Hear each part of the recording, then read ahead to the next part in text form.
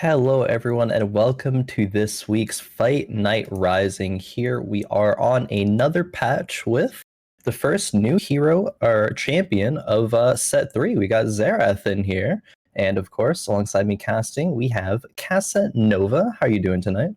Not too bad, my dude. I'm excited to see some action from the new champion. Hopefully we get to see a little bit of play tonight, potentially in some of these compositions. But in general, we got Gunmay back from his second Fight Night win, as well as Inay back for his 5th consecutive Fight Night. Quite a few in a row, yet somehow Inay has never found a win. Not yet here. Crazy. Yeah, considering how well Inay has done, over these past weeks, second or third place, I guess, very, very consistently. But surprisingly, as you said, hasn't been able to catch a win. So maybe this week is the week for that. Yeah, I mean, maybe so. He's performed so exceptionally across these 5 weeks, well, 4 previous weeks, that we would have expected him to get a win by now. And he's been, robbed a couple times, having an incredibly high scoring Fight Night a few weeks ago at 44 points and still not getting a win there. But it is a pretty difficult lobby that he's got to go through. I mean, Gunmay, of course, back from winning last week.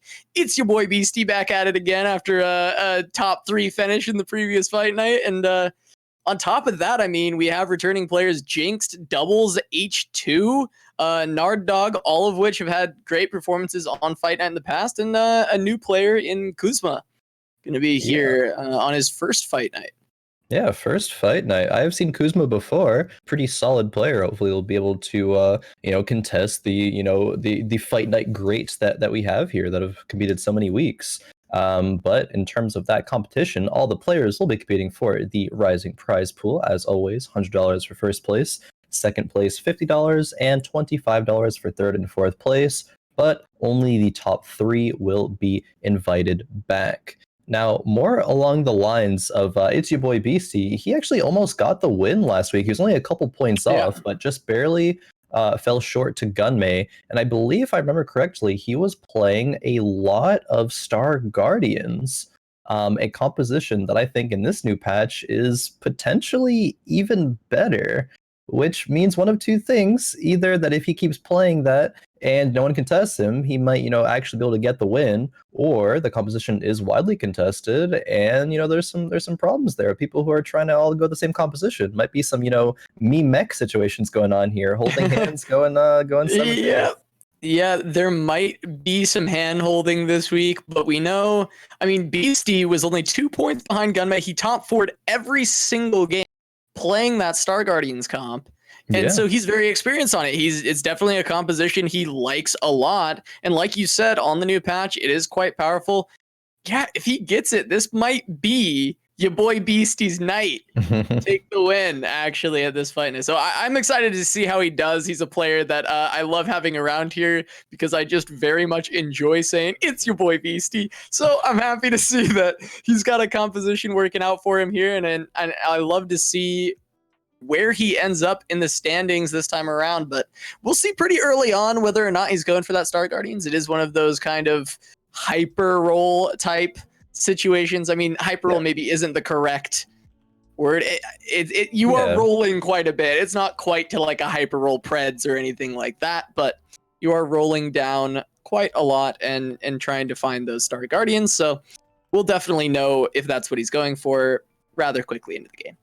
Yeah, probably around, he'll be picking them up and having them on the bench around, level 4, level 5, kind of at the latest. You'll start seeing those being picked up, unless you have really tragic rolls. We do have a galaxy in here. It's not one of the new galaxies with this patch, but it is the Medium Legends Galaxy. I think we had like 0 galaxies last week, I believe. We had, it was one Medium Legends. That was it. It was one Medium Legends is all we got. Which, we've been starved of galaxies here on Rising. We really have not seen that many. I think we got 1 Nicoverse and 1 Medium, and that's all we've gotten over 2 weeks of galaxies, unless I'm crazy and we've had more than 2 weeks of galaxies.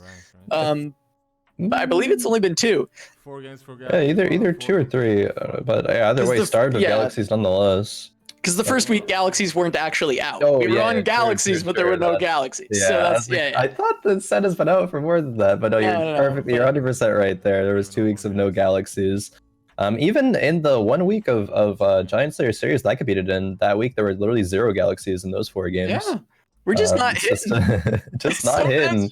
Sometimes you just don't hit. Like I don't know, it's really unlucky. But yeah, we're just not hitting the galaxies. But we do get one to start off tonight. We get medium legends, which we did see be pretty interesting in general the last time we saw it. I believe that was the Jin 3 that we saw come out. Medium Yeah, Legends I think so. Was the Jin made 3 a that lot of lost, all right? In game number 1? No. That was the game it won, Oh, and that's then the it game it lost a won. later game where Oh, Gen okay, 3. okay. But it seemed like the perfect storm for a Gen 3. Yeah. It was like, medium legends, an early win streak, had a lot of health to spare. So this is the kind of galaxy where we may see just kind of those 4 costs having the threat of going to 3-star if they're not contested. And I am interested to see in how the strategies do shape up for medium legends. I do feel like it does open up some other options, at least for what composition might be the best for in the lobby. Because a lot of times in other lobbies you just have the mechs, or maybe on this patch it'll be Star Guardians. We're not entirely sure yet what's going to come out to be the most powerful thing of the patch quite yet. I'm sure you've got some ideas. I mean, what are your first impressions? Yeah, first impressions are Star Guardians and Dark Stars, actually. I think Dark Stars, with Shaco being the main carry and Jin kind of being the off carry, is seemingly very, very strong. With an addition of Xerath as well, he is a Dark Star, so it is more achievable to hit 6 Dark Stars, assuming you can roll a Xerath and you happen to not roll one of the other ones. But even still, if you slap a few items on him, he does work from my experience in games over the course of the last couple of days. I think he is the sort of threat that you can dedicate items to him. And it'll be nuts. Besides for that, I think mech is still viable, and if you're the only person going that composition, you'll probably be able to top 4. And maybe if you get like a 3x3, full 3-star mech, might be able to still win the game. Outside of that, some compositions are kind of up in the air. There is still that Kale Chrono composition that people are still playing that seems to be good. Outside of that, in terms of new compositions, I think people are trying to make a little bit of 4 Celestial work with those new buffs, seeing if that sustain will really be able to net some victories throughout the course of the mid game and then scale well enough into the late game. Yeah, well, we'll have to see if there is a healthy bit of experimentation tonight, or if people kind of stick with their guns, as we see maybe just some of the older comps from the previous patch just rearing their heads yet again. But I'm sure these players have played plenty on the new patch already to have a lot of ideas for what they want to run tonight, and we'll see what people hit. Yeah, I mean, patch is only, this is the second day of the patch, so while they've probably had, a decent amount of time, there's still definitely a lot of unsolved things about this patch here. Yeah, and even we didn't have a chance to talk about the new galaxies yet either. There is the trade sector galaxy, which you'll have it. We don't have here obviously, but if we get those tonight, you'll have a free reroll per round. 1 free reroll costs 0 gold. And then there's the Force of Nature galaxy, where everyone upon reaching level 5 will receive a free Force of Nature, which will make compositions very different, I suppose. It gives you a lot more options in terms of what you're able to fit into your composition. That once you're level 7, you can have 8 units, and once you're level 8, you can have 9 units, and so it just gives you a lot more options to fit into your endgame composition there. Yeah, certainly. I hope we get to see some of the new ones. We still haven't seen a Lilac Galaxy or Lilac Nebula on Rising, so I want to see that as well. But of course, getting the new ones is going to be even more hype, because it's only been 2 days, like you said, on the patch. So yeah, getting the opportunity to see some of those new galaxies would be really dope. Now, one thing we've been seeing recently, we've been kind of panning around to a couple different boards, and we keep seeing them go against doubles right now. Yeah. And he's got the Space Pirates in, he's just farming gold. He's got the tier 2 Graves and the tier 2 Darius in. And that's been pretty interesting to see. I'm sure Doublezzzz is going to be quite rich with this win streak, the Space Pirates in as well. But H2's got quite a few items on the bench here. It does have the Sword Rod Glove End tier, so a nice little mixed bag of things. We'll see what those turn into later on. Yeah, important to note that tier did get nerfed as a base item. It's one of the few times that base items do get nerfed. It is down from 20 mana to 15 now. Tiers being, very powerful for many different compositions here. So players will have to adjust to that new amount of mana that it will give. As we head into the stage 2 carousel here, we see Jinxed grabbing a 3-cost sword, H2 grabbing a vest. Yeah, we saw H2 with a lot of different items on the bench there. Could kind of go into anything right now. Has some Brawler Blasters, so could end up going a Brawler Blaster route. I think that composition is still strong, but we'll see what H2 rolls in the future. This is Medium Legends Galaxy, so you have that extra 25 HP to work with to find what it is that you want to commit as to be your main composition here. I don't think he'll slam items here, but maybe though. Or even you can commit the cardinal sin of galaxies, and I don't know if I should even bring it up, but pivot.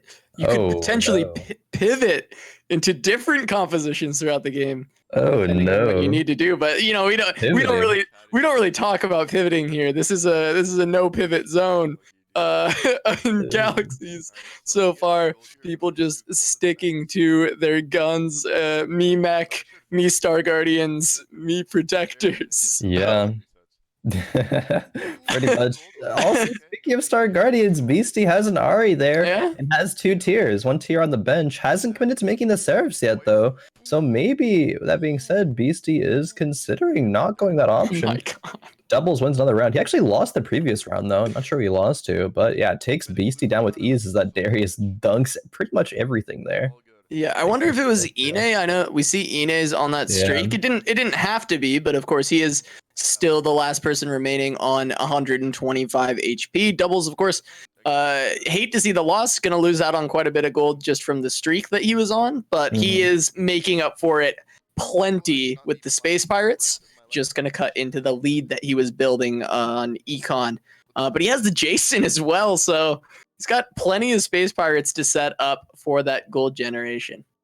Yeah, definitely. I mean, win streaks. A lot of things were changed in the last patch. Win streaks are one of them. Now, in order to get on a 2 gold win streak, you need 4 wins instead of 3 wins, and to get 3 gold for your win streak, you need 5 wins instead of 4, or 5 plus instead of 4 plus. So it will be a bit harder for these players to go on streaks. Yeah, Darius there, man, and Jace even too. Jace did he got 2 gold on the round, 2 extra gold, so 3 gold for winning the round. And it just, I mean, like you mentioned, with it becoming more wins to go on the streaks, it's making the Poverty Galaxy even harder to make money in. Definitely everyone going to be starved for currency. That makes people probably very much appreciate the free reroll Galaxy whenever that comes around, giving them a chance to spend a little of extra cash, play with house money a little bit. Yeah, sure, definitely. See, it's looking like a mech here from Narddog. We see QSS slammed and some infiltrators in the back here. I wouldn't be surprised if that's committed to. Though we did see some infiltrators on that bench that Narddog was scouting right there. Let's see what items are picked up here. A tier, which is good for the Kaisa. Getting that Seraphs out there. Hopefully some other good items. Or some gold will drop here. Gold is never a bad thing from Khroen. Especially, in the Poverty Galaxy, where gold is a very finite resource, it seems. Gets a belt, though. So. Gets a belt, which is good. Belt for the Morellos, also for the Kaisa there. Narddog will definitely be leveling up here. Throws in another Kaisa, though. Has a bunch of infiltrators here in the back line. Doesn't have the 4th infiltrator, though. Does not have the Fizz yet, but hopefully soon. Yeah, but this slaps the tier on there. This does look like a commitment to the me mech from Narddog. I'm sure we'll be seeing him continue to roll for that now that he's at the 50 gold. Inay has a Kale already at level 6 there. So probably will continue to be win streaking, hasn't lost a single round yet. H2 though, slamming some items now finally, and they look like some items for the Dark Stars. We see Runan's already built, for a Jhin, and GA for either the Jhin or the Shaco. Won't be enough to take this round though, but we know the direction H2 is looking to go. Yeah, gets a little extra gold from his Space Pirate. Yeah, he's certainly not going to win too many rounds right this second. I don't think his board looks incredibly strong. The items, of course, going to help out a little bit, but he is still quite weak. But he does have a good place to go, a good place to transition to, and he's got a lot of HP to spare because it is, of course, the Medium Legends Galaxy. Yeah. HP to spare indeed, so players, won't be quite as panicked into the mid game, having taken a lot of losses. Jinxed is the only player below 100 HP right now on stage 3-2, but that's okay. If you're 90 HP, you're kind of chilling. Other players might have a bit of an advantage over you, having a plus or over 100 HP, but you're still not in a bad spot. But we do see Inay's board here, 3 cybernetics, 3 BMs, that Kale in the backline, red buff and ionic slam, 2 very, very strong items, are both early and late game. I think Inay will keep on win streaking here, if I were to guess. Yeah, well, I mean, yeah. his comp just looks so strong. I mean, of course, Jinxed is in last place right now, so that's going to make Inay look a little bit stronger even, because, of course, Jinxed's board hasn't been very powerful, but yeah, that's a pretty strong board, if I do say so for Inay. He's got plenty of time, going to still be at that 125 HP mark, so he's looking to just, keep looking for good units and keep leveling up. Maybe going for fast 8, fast 9. We'll potentially see, depending on what composition he wants to go. Yeah, we'll see. And it looks like Beasty has committed Star Guardians. It looks like, I believe that was Kuzmaahd there, perhaps also looking to go for some Star Guardians. So maybe, as we talked about a little bit earlier, there'll be a situation where players will contest and hold hands to go 7th, 8th, perhaps. Yeah, absolutely. It could be the case. We will see 2 Star Guardians in the lobby, and maybe that is just as bad as when sometimes we've seen 2 mechs and they hold hands, like you mentioned, going 7th and 8th. And I haven't seen Star Guardians contested myself in too many games. I haven't watched as much as I would have liked in the last 2 days, so I'm gonna get to catch up a little bit on the patch today, but I am excited to see how it pans out. If it's as bad as mech was when you had people contesting, or, I mean, of course, we did see sometimes mech players, one of them would just get way more fortunate than the other and end up still placing first, eliminating the other quite quickly as they just don't hit. Definitely still possible. Situation. Nardog does pick up that Jhin with a vest there. Inay last pick. We'll see what's left alongside Beasty, actually. Beasty going Star Guardians, but is sort of near top of the lobby here. We don't usually see that out of early game Star Guardians unless you kind of high roll your early game. But I suppose that Seraphs and the Rod that's already there was powerful enough to net a lot of victories there. Inay, though, on that 8 win streak, has been getting that +3 gold for a few rounds now, goes to level 7 here and still has 30 gold in the bank, does buy Jinx, so we'll dip below 30 gold a little bit, but it's going to be to maintain that win streak, which if he does, will be very, very worth it. Yeah, it goes up to 2 Blaster with the red buff Lucian. I think that's gonna add a fair bit of power to his board. And he's already probably the strongest in the game, so just helps out even more. Going up against Kuzmaahd here, who does have the Star Guardians in, has stacked up Twisted Fate. Going to be his carry right now, the item carrier at least. This actually was a fairly close fight, considering. So Inay's got to be a little bit careful. Still needs to work on making his board a little bit stronger, keep this win streak up. Yeah, he even sold a Vi there, sold a Vi pair to make Econ. Puts the Ezreal in, sells the Jinx, values either the extra gold, well, he would have made Econ anyway, probably, but maybe values the EMP from Ezreal over the Jinx, seeing as she has no items. Yeah. Seems to be the case here. There, like you said, there's no economic reason for that sell, so it's strictly Inay feels that this Ezreal is going to make him stronger, which must be due to the EMP, and of course no items on Jinx. She's one of those characters that you certainly want to have items on if she's going to be a carry in your composition. Yep.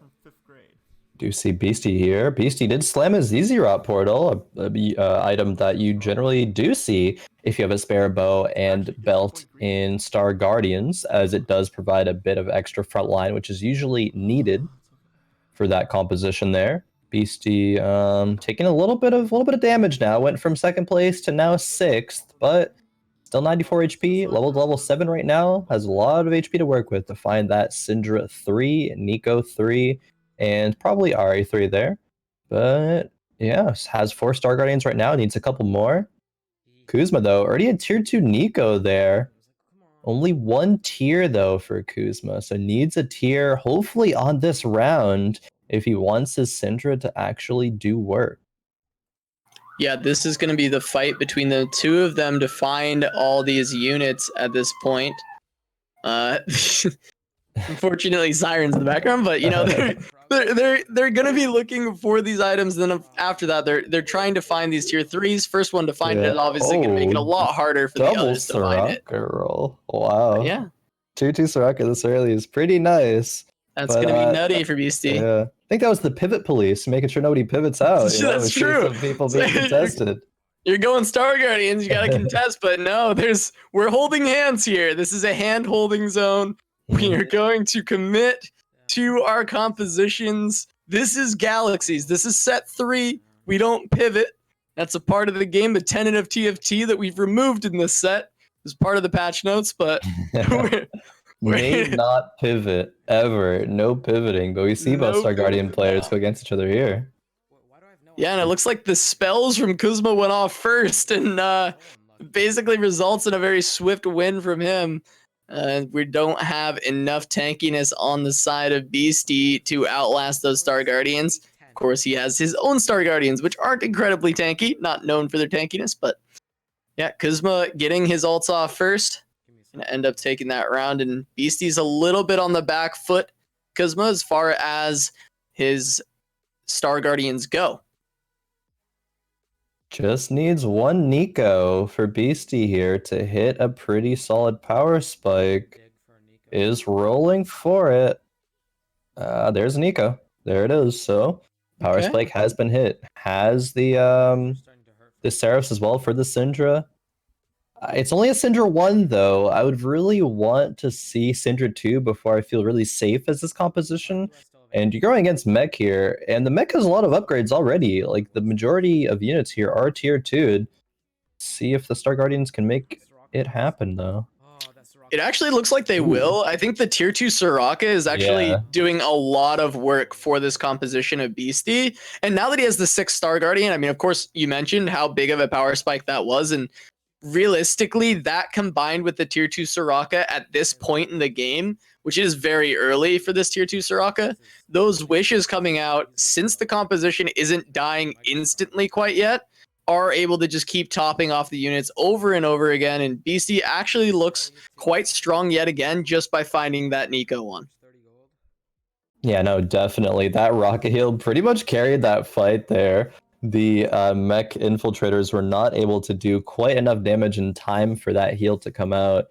And we see players kind of reaching their power spikes here. We see Jinxed already leveled to 8 before 4-3 and found the Echo, has Aurelia too, has a Nico still to work with. This is going to be insanely strong for Jinxed here, actually. He is low HP because he opted to use that health to make more econ. He probably lost streaked for the whole stage 2 and stage 3. Getting to stage 4 here, he has started winning, so I think it was on 4-1 that he found that power spike there. Yeah, Jinx is pretty low, but because of the medium legends, he's still on 50 HP, which to hit your power spike at 50 HP, if this was not a medium legends game, you would be really happy with that. You're like, oh, I'm actually pretty high HP with 48, right? So, of course, in medium legends, that doesn't change the fact that 48 HP is still healthy enough to continue out through the rest of this game as Jinx has hit his power spike, and he's going to be pretty comfortable from here on out. He should be able to win streak for a pretty good amount of time with that Echo already in. The tier 2 Aurelia has pretty good items. Giant Slayer on the Echo. It looks like he may have just picked up another Echo. I kind of missed what this was. Yeah, it was another Echo. So he's one away, and he has the Ecos. So this is a tier 2 Echo on 4-5.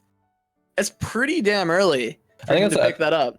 Yeah, I think that's a really good play there for Jinx. I don't think there was many items that he really wanted there over that Echo. I recognize that he had the Nico as well, so he's going to try to secure his win streak at least into Raptors. There may be some players that are stronger than him coming in stage 5, but at least right now, I think it's very, very difficult for him to lose.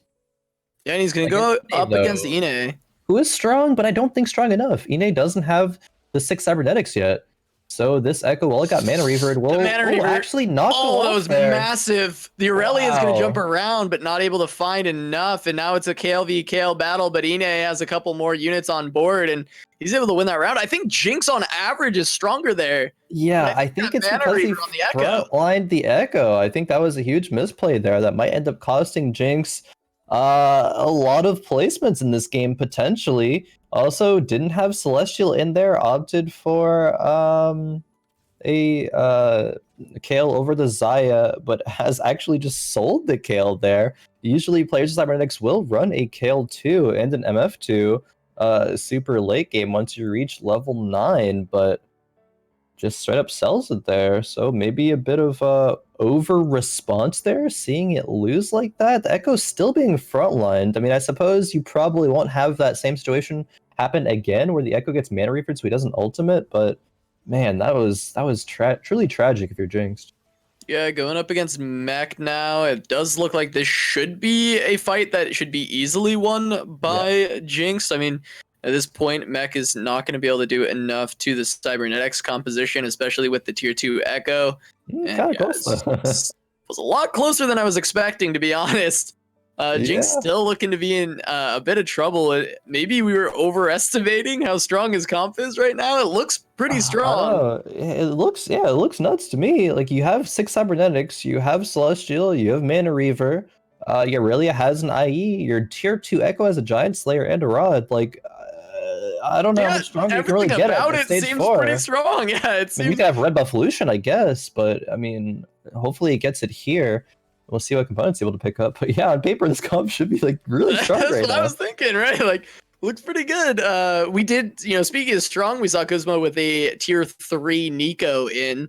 I'm not sure how ItzYaBoyBeasty is doing, but they're both have been winning rounds recently. They're both pretty high on HP, top 4 with Star Guardians. We might see both Star Guardians players end up in the top 4. That'd be pretty interesting to see, but I'm sure we're reaching the point where they will be falling off if they're not hitting the tier 3s. So one of them may fall rapidly if they're not hitting.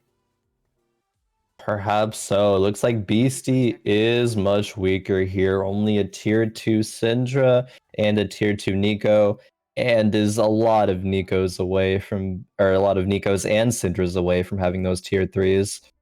Has one Nico's help on the bench, but I don't know if that'll be enough here. Beastie will probably start losing some of these rounds here soon. Going up against Inay here, though, might still be strong enough. Yeah, the Pop Blossom does get to go off. I think that's pretty important, but I don't know if it's going to be enough. It actually seems like it may be, but the Mana Reaver in general is just a little bit too powerful. But no, Unleash Power going to come out. Beastie going to take the round, but it's very close. Those Mana Reaver procs are actually incredibly dangerous against these Star Guardian compositions, because we did see just there the Soraka being denied her wish, not being able to cast that and heal up the comp, and it almost cost ItzYaBoyBeasty the round. Almost. Something in Attraction I actually learned the other day, meaning like probably 2 days ago, is that if you are a Syndra composition and going against any Syndra composition, I believe from what I've heard, they'll actually use each other's balls on the board to then like do more damage when they cast their ultimate ability. So if we see a mirror matchup between Beastie and Kuzma, I might want to look out for that in terms of how much damage that Syndra will actually be doing there. Don't get it here though. We get H2, who has gone the Dark Star route here. Does have a Xerath as well. Yeah, you talked about this earlier. Yeah, definitely H2 would be going for the Jhin when we saw him slam those items, and we do see it here, and it's doing quite well for H2. You mentioned how you think this might be one of the strongest comps on the patch. I mean, of course, only 2 days in, but at this point, that's what seems to be the case as far as the meta is concerned. And H2 on the upswing, starting to find wins. He dropped pretty low already, but of course, it's going to be still, looking to scale into that Jin composition. still around that 50 HP mark. We do see Kuzma here, and yeah, that Syndra, still a lot of Syndras away, but did hit the Nico. The Nico is going to be very, very powerful here. Not a lot of defensive potential. Oh, we will see the mirror matchup we get to actually see between it. both Syndras. All right, there's the that first Syndra Unleash Power cast, comes out. and yeah, that's the second. And there's just so many coming out here from each Syndra cast. Any ult is just going to kill off anything else in the game. But Beasty's actually winning, even though it seems he's behind on Star Guardians in general. He has less than Kuzma, but his composition, maybe items-wise, he has an advantage. I'm not exactly sure what made the difference there. I think perhaps it was a difference between Beasty recognizing the fact that he's not going to hit those tier 3s anytime soon. So he opted to go to level 8 instead to fit in, I believe it was Mystic, and Mystic obviously very good versus Sorcerers. That'll do it. I think that probably made a little bit of the difference there. So very, very smart play from Beasty there, and it's going to be enough to give him, at least for now, a pretty solidified third place here. I mean, there is H2 and Narddog and Doublezzzz pretty close. Gunmay here, unfortunately, is towards the bottom of the pack, running Chrono Celestial Sorks here with a tier 2 Xerath. That is not something we see very often. I wondered if actually he would fit in that that Thresh to get 6 Chronos, but has sold it to put the QSS onto the Xerath there. Yeah, I'm figuring what's the end game here for Gunmay. I mean, there's definitely a fast 8th looking to be in the cards right now. I don't know. It depends on just how strong the Xerath is, and we'll see here versus Kuzma, I suppose. Yeah, I mean, all eyes are on this Xerath trying to get its first ultimate cast off. Gonna be firing off quite a few missiles here, trying to take people down, and I mean, it does seem pretty strong. It is enough to win this round, it seems. Yeah, the GA is proc there by that last Syndra ultimate, but still, it had that GA though, so Kuzma takes a bit more damage there. And I want to talk about for a second the items on this Xerath. Xerath has Rage Blade, and he actually does scale very well with attack speed there. When he casts ultimate ability, I believe at tier 2, he has 8 seconds, and every time he would auto attack is when he would cast a missile, and Rage Blade will be stacking, granting him more missiles to cast, and it will just be net doing more damage there. QSS, so he won't be able to get Zephyr'd or Blitzcrank cooked or anything in GA in case it gets one-shot by, say, a mech or a Syndra or anything of the sort. So I think that's pretty good itemization here from Gunmay. Want to see if it's able to win versus, I believe this is H2 here, though. Yeah, this is the Jin carry, the Dark Stars. We do have the Shaco jumping around, getting a ton of kills right now, healing up with that Hextech Gunblade. Does have a GA as well, but keeps healing back up to full every time it hits that Deceive. Gunmay might actually just be going down here. Drops very low, down to 3. Holds on just a little bit longer. Has one more chance. Stay alive. Finds another Xerath, but I don't think we're seeing a Xerath 3 here. Probably not. I have seen a composition on ladder though literally utilize, I think they were running 6 Dark Stars, but they literally ran a Xerath 2 and then 2 Xerath 1s on the board as well, and it won the game somehow. Even though the opposing composition, I don't remember exactly what it was, but it was still very strong. This is a Shojin 4, perhaps a Lulu though, and it'd be really good if Gunmay is able to get Lulu 2 here. Has a little bit of gold to roll with, but not too much. But I believe that would go onto the Lulu right now. Don't think anything else. Maybe the Ezreal. There's an argument for if you don't find the Lulu too, but pretty sure it's just the Lulu here. Yeah, very likely to be the Lulu. Doesn't find the tier 2 Lulu in time. That's brutal.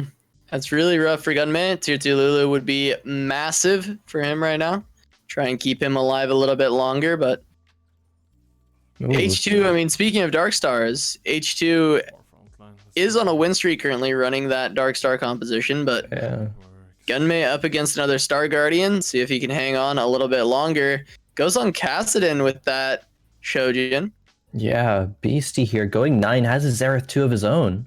Yeah, nice good one shot by Yeah, and the But Xerath goes down in the back for Gunmay. It might be the end here as that unleashed power comes across. I think that's going to do it for Gunmay. yeah, He'll be going 8th in the first games. The champion of the previous week going to start this out with a pretty rocky start. and that is not a start that you want to see there if you're Gunmay.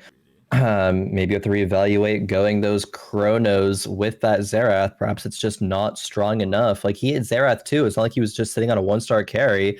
He had, you know, pretty optimal board there. He was probably rolling for something else. He did decide to sell the Ezreal to put in a tier 2 Jace at the end there for some Vanguards, but it still wasn't enough.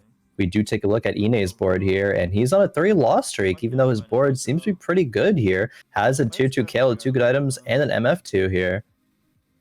Going up against Doublezz with some Dark Stars of his own. Yeah, Inay has spent his money too. I believe he must have spent that very recently. He's been on this loss streak, and Yeah, now his board looks massive. I'm pretty sure he did just spend probably like 50 gold and Doublezz found a bunch of things that he needed. Doublezz is 1 away from a Jin 3, actually. He had 8 Jins there. So hopefully he's able to find it this round, but It's contested by H2. Is there even another one left in the pool? I think there is exactly 1 left in the pool. There is 12 4-cost units, and I don't believe that H2 has any on the bench from what we quickly saw there. Yeah, no, it doesn't have Yeah, any he on the doesn't. It's bench. being scouted, yeah, by Doublezz right now. He's making sure it even exists right now that he's looking for. Man, this soda here, interesting. With the items, I would honestly kind of rather just have another Jin, tier 2 Jin in with that Bloodthirster there. I think that'd probably be more effective than this placeholder Sona here. And I think Doublezz might get punished because of it. Yeah, it's going to be too late for that. I don't think that Jin is going to be able to get Doublezz out of this one, and he's going to go down. Doublezz going to go out in 6th, but Beastie Wow. kind of dropping out of nowhere there, down in 7th place. Kuzmaahd almost holding his hand in 6th, but he's got 6 HP left. But we might not see him be long for this world, and Jinxed barely holding on as well, only has 1 round left. Yeah, Narddog getting that Demolisher spat there, or Demolitionist spat. Inay getting QSS along with Jinx. H2, first place right now, picks last. Grabs a belt there. A little bit awkward as there's not all full items, so perhaps he cannot really make use of that belt there. Okay, he has 1 belt on the Xerath, so I guess that's just going to be a Warmog Xerath too. Yeah. I mean, it's not terrible. But H2 is pretty strong right now. He's level 9. He has Shaco 2, not Shaco 3, but he's 3 away. And has the gold, it looks like, to try to go for Xerath 3 and Lulu 3. Even here. Very aggressive. Facing the clone of Kuzmaahd. And clone of Kuzmaahd did hit Syndra 3. He has 6 HP, though. Kuzma's hit a lot of very powerful units at this point. It's up to the Jin to try and get through this. The wish heals from the Soraka are actually doing quite a bit of work early on, but the Shaco, I think, is just far too powerful, getting into the back line, taking down unit after unit. Yeah. Kuzma did fall to Narddog there as well, so as strong as he looked, wasn't quite. Oh, and our top 3 as well. Got our top 3. Jinxed falls very quickly behind that as well. Did manage to get top 4 though, so pretty good placement there by Jinxed. But yeah, those Star Guardians, those 2 players, Beastie and Kuzmaahd, contested each other, and both of them bottom forward. I think this is exactly what I was referring to before, and the fact that these compositions that roll for a limited amount of units in the pool, they are strong if you're solo, but as soon as you're contested, you can just go bottom forward very easily. You just don't hit the stuff that you need to in time. Yeah, and on the other end of the spectrum here, we've got Narddog playing mech, and me top 4. No one contested, and yeah, he's sitting in the top 4. We'll see if he does even better than that. But Inay, he's at home here in the top 4 yet again, having one of the most absurd top 4 rates we've seen. I think it was at something like 80% after last week. Yeah, just about. Top 4 is his favored terrain for sure here. We see H2 losing that round to Inay though. I thought with the position that the Kale was in, after the Aurelia fell, the Jin was able to take out the Kale and take out the rest of the fight, but the MF did a lot of work there, and H2 ended up falling, so... Useless spat here, unfortunately, for H2, that Rebel spat there. Dark Star spat for, I believe it was, that must have been Inay. Yeah, that was Inay. I wonder if he'll actually be able to get any use out of that. I think he's... Don't think so. Very likely not. I'm trying to remember if he even had a single Dark Star in. Did he have a Xerath in? Or was that someone else's board? I think it was somebody else, but honestly, not 100% sure. Narddog is rolling for a Shaco, but I think all the Shacos are gone to the pool. There's 8 Shacos there, and then there's 6. Okay, no, there's 2 more Shacos. So yeah, he finds one actually. Oh, he actually finds the Yeah, Shaco yeah. 3. He's doing some quick math there, but yeah, there were 2 more Shacos in the pool, assuming that H2 had 6 still, and oh, maybe sold one of the Shaco 2s, but either way, Narddog has reached a bit of a power spike here. Has Demolitionist, has Sork, has Valkyrie. He is Let's see against it. H2 right now. We'll see if the Jin can do enough damage. He does get gone on in the back, does get ulted by the mech, and now he has to deal with a couple infiltrators. Going to drop into that Guardian Angel state, but he is still alive in the back. Does have to keep popping off a few more shots going on to the Rumble. Narddog hides in the corner, thinks he's lost it, and he Yeah. has. He's going to go out in third place here. So now it's H2 versus Inay. The showdown for first in our first match tonight. Inay picking up a Thresh 2. Ooh, there's Xerath. Another Xerath too. H2 still has 60 gold. Like, Xerath 3 could actually be a possibility that we see here. There's There's another one. It just needs 2 more.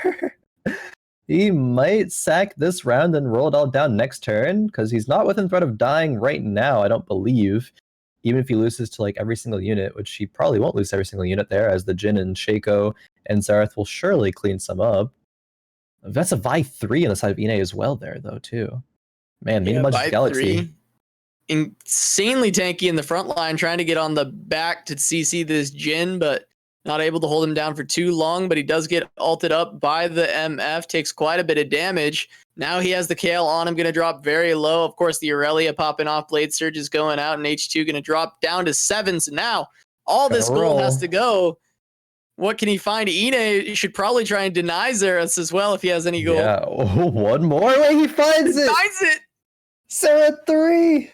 Wait a minute. That is the first 5-cost tier 3 we've casted on Rising. This is the first one. It's the first one we've got on Rising. That's insane. We need to see this do work. Who else? Who else but H2 is gonna be the one to get the first? He might find a Gen 3. No, it doesn't find the Gen 3. Man, he's one away, but one away. If he wins this, he'll have another opportunity to find it. Yeah, I mean, let's watch this, Xerath. I'm really excited to see the ult. Of course, the items on it aren't exactly incredible for it, but we will see. Oh my god! It one-shots everything it touches. It's disgusting. I mean, this game's... It has to be over, right? Inay can't beat that. Oh, it has a death cap as well. H2, don't do it to him. Okay, he's not going for the death cap. He's probably just gets a defensive item, right? And just like, because as long as it lives, RFC. Xerath just wins the game. Once RFC there, will he put that on the Xerath? I mean, probably, just right? Attack speed, make it ult faster? Yeah, I guess so. And finds the Gen 3 as well. the last roll. He's exactly 0 gold, but he finds it. H2. The genius.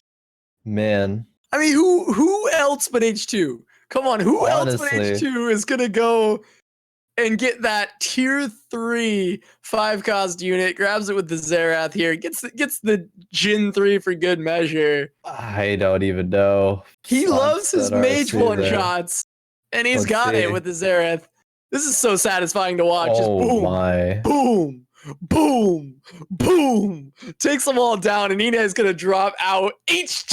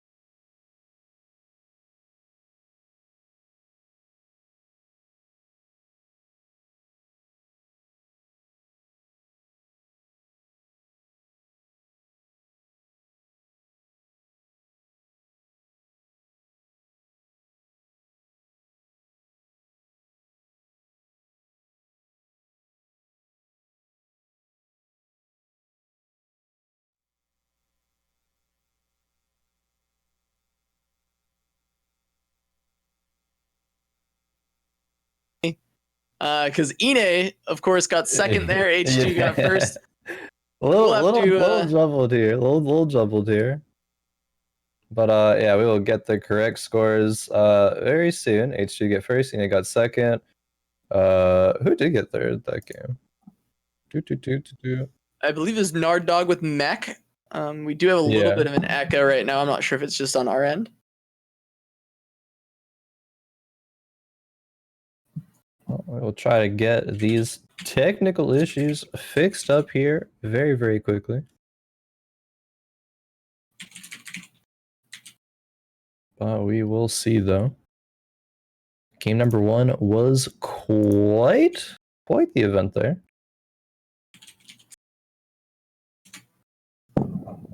All right, I think we're solid. Are we good? Are we chilling? Maybe. Might be chilling. Potentially chilling. I think we're chilling. Maybe. I think we got it. Think we got it. But man, what a crazy night! What? Crazy night. I think H2. I blame H2. He broke everything. Actually, I think H2. Yeah, H2 broke. He broke the game. Broke the our call. Broke the stream. I blame H2. Hashtag blame H2. It's all H2's fault right now. He just had too much power. Power overwhelming. For sure there. Man, I wonder, I mean, that was the power of Medium Legends Galaxy, though. Like, if that wasn't Medium Legends Galaxy, I don't think H2 would be able to achieve what he did there. Was able to, win streak out of his mind. Was rolling on 50 gold level 9 for so long that he was actually, I don't think I've actually ever seen anybody personally get both a tier 3 5 cost and a tier 3 4 cost in the same composition. I think it's the first time I've really ever seen that. I don't think I've seen that either. I know on Rising we've never seen a 5 cost get tier 3, but I have seen that before. Yeah. Just in a regular, ladder game. But this is the first time Rising got a tier 3 5-star, but it also came with a package deal tier 3 Jin. So pretty crazy from H2, but I mean, we always get crazy games from H2. I mean, the Pioneer, the Vigar in set 2, and of course, the first time we had him on Galaxies on a fight night, he didn't have an outstanding performance, but he's starting off really strong this time around. Now that the Galaxies have actually been added.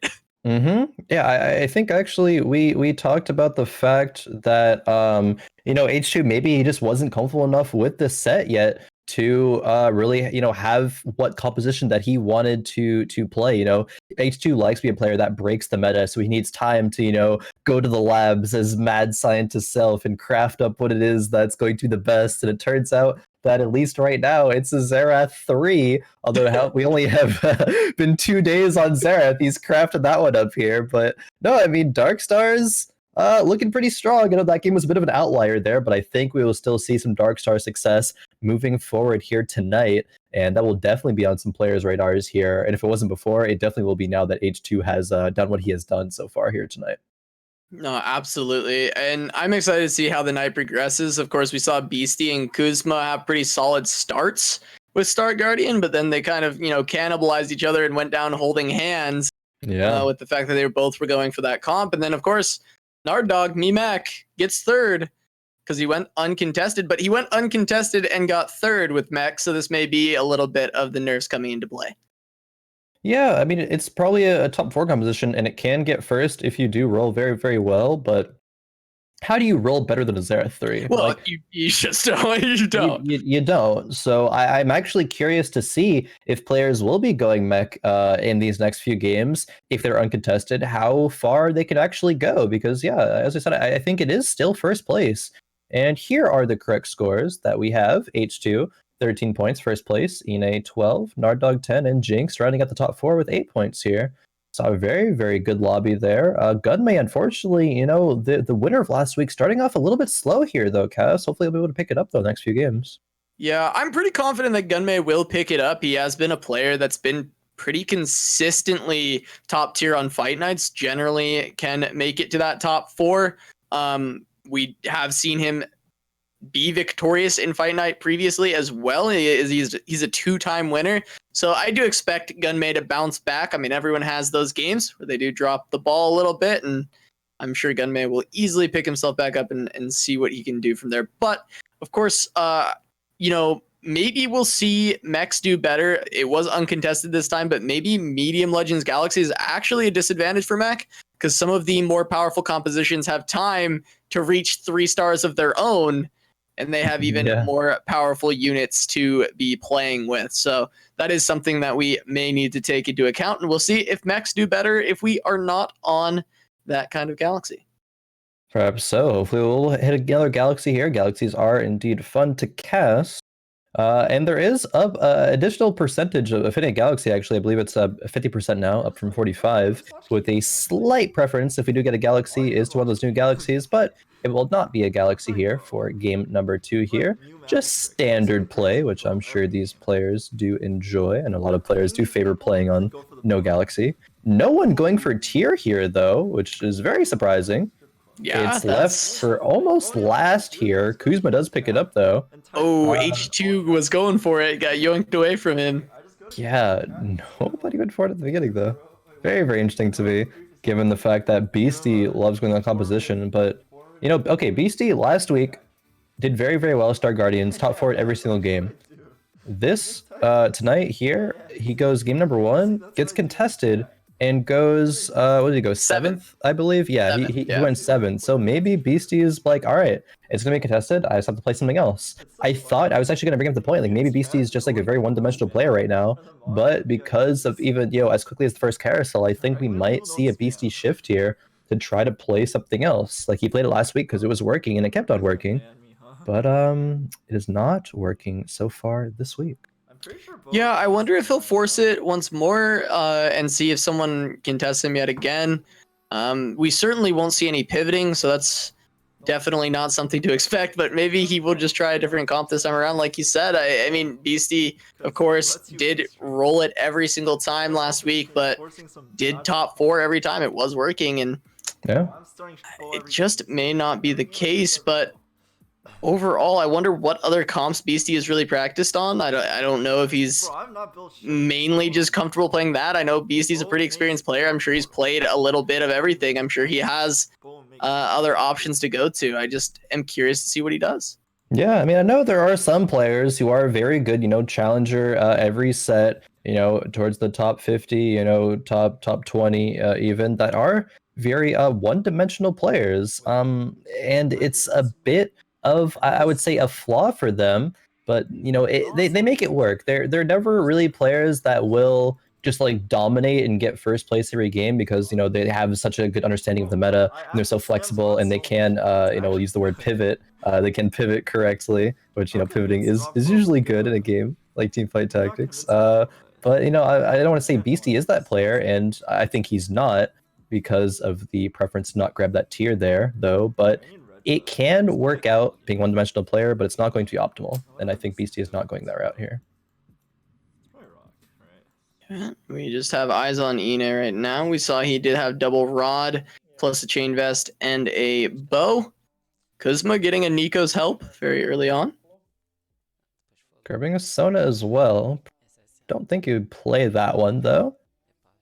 Probably not. Has a couple of infiltrators here. Maybe that's a sign of some mech. Potentially. Getting that Kais and that Kha'Zix. Has one tier. Puts it on the Ziggs for now, though it's looking like, yeah.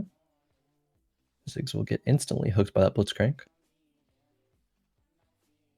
Nardog slams a red buff. Wow. Not a slam that you see very often unless you have some gunslingers early or looking to go some gunslingers and cybernetics. And speaking of cybernetics, that Nardog bench there has 2 Fioras and 2 Leonas. I think as soon as Illusion is found, those all will be put in. Yeah, certainly so. I mean, the Lucian will be strong with the red buff as well at that point. Illusion rolled here for Kuzma. Yeah, has a couple of rebels in just for playing the strongest board. Yeah. Does look like Kuzma may go for a mech, like you mentioned. Has these infiltrators on the bench, but still a little ways away from that being the situation. Maybe wants to put in this tier 2 Kha'Zix over one of the rebels here, but probably will just, yeah, waits until next turn to play it. Just playing the 3 rebels right now. That's a Trap Claw slam from Doublezz here. Already, that's very, very early. Don't usually see that one.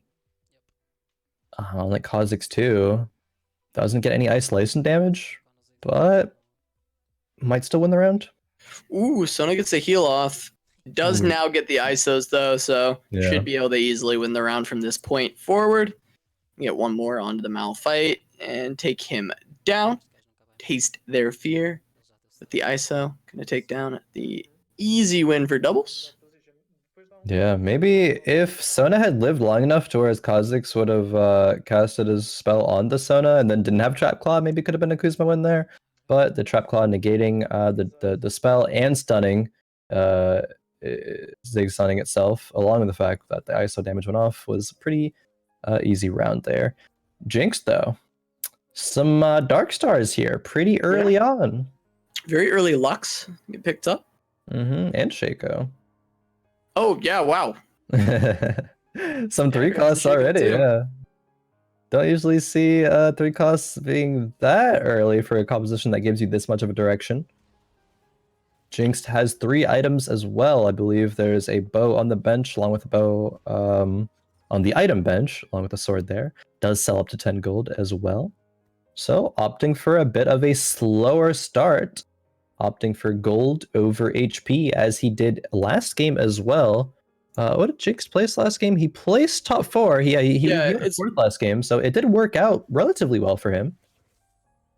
Yeah, it's been the Jinx special so far. Go last for the whole beginning half of the game and set up for a stronger late game composition. And we may see him go into the Dark Star, but picking up a rod, I wonder what that's signifying here.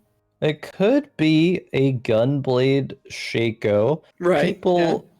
People do generally prefer Bloodthirster as it is better for the Shaco, but you do need a cloak for that Rudans for the Jhin. I think it's very, very important because it basically it nearly doubles Jin's damage output, given the fact that he does a lot of damage when it scales up, especially when those Dark Stars are falling over.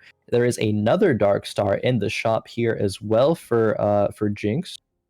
Probably will sell those cybernetics, I would imagine, here in favor of having that Mordekaiser.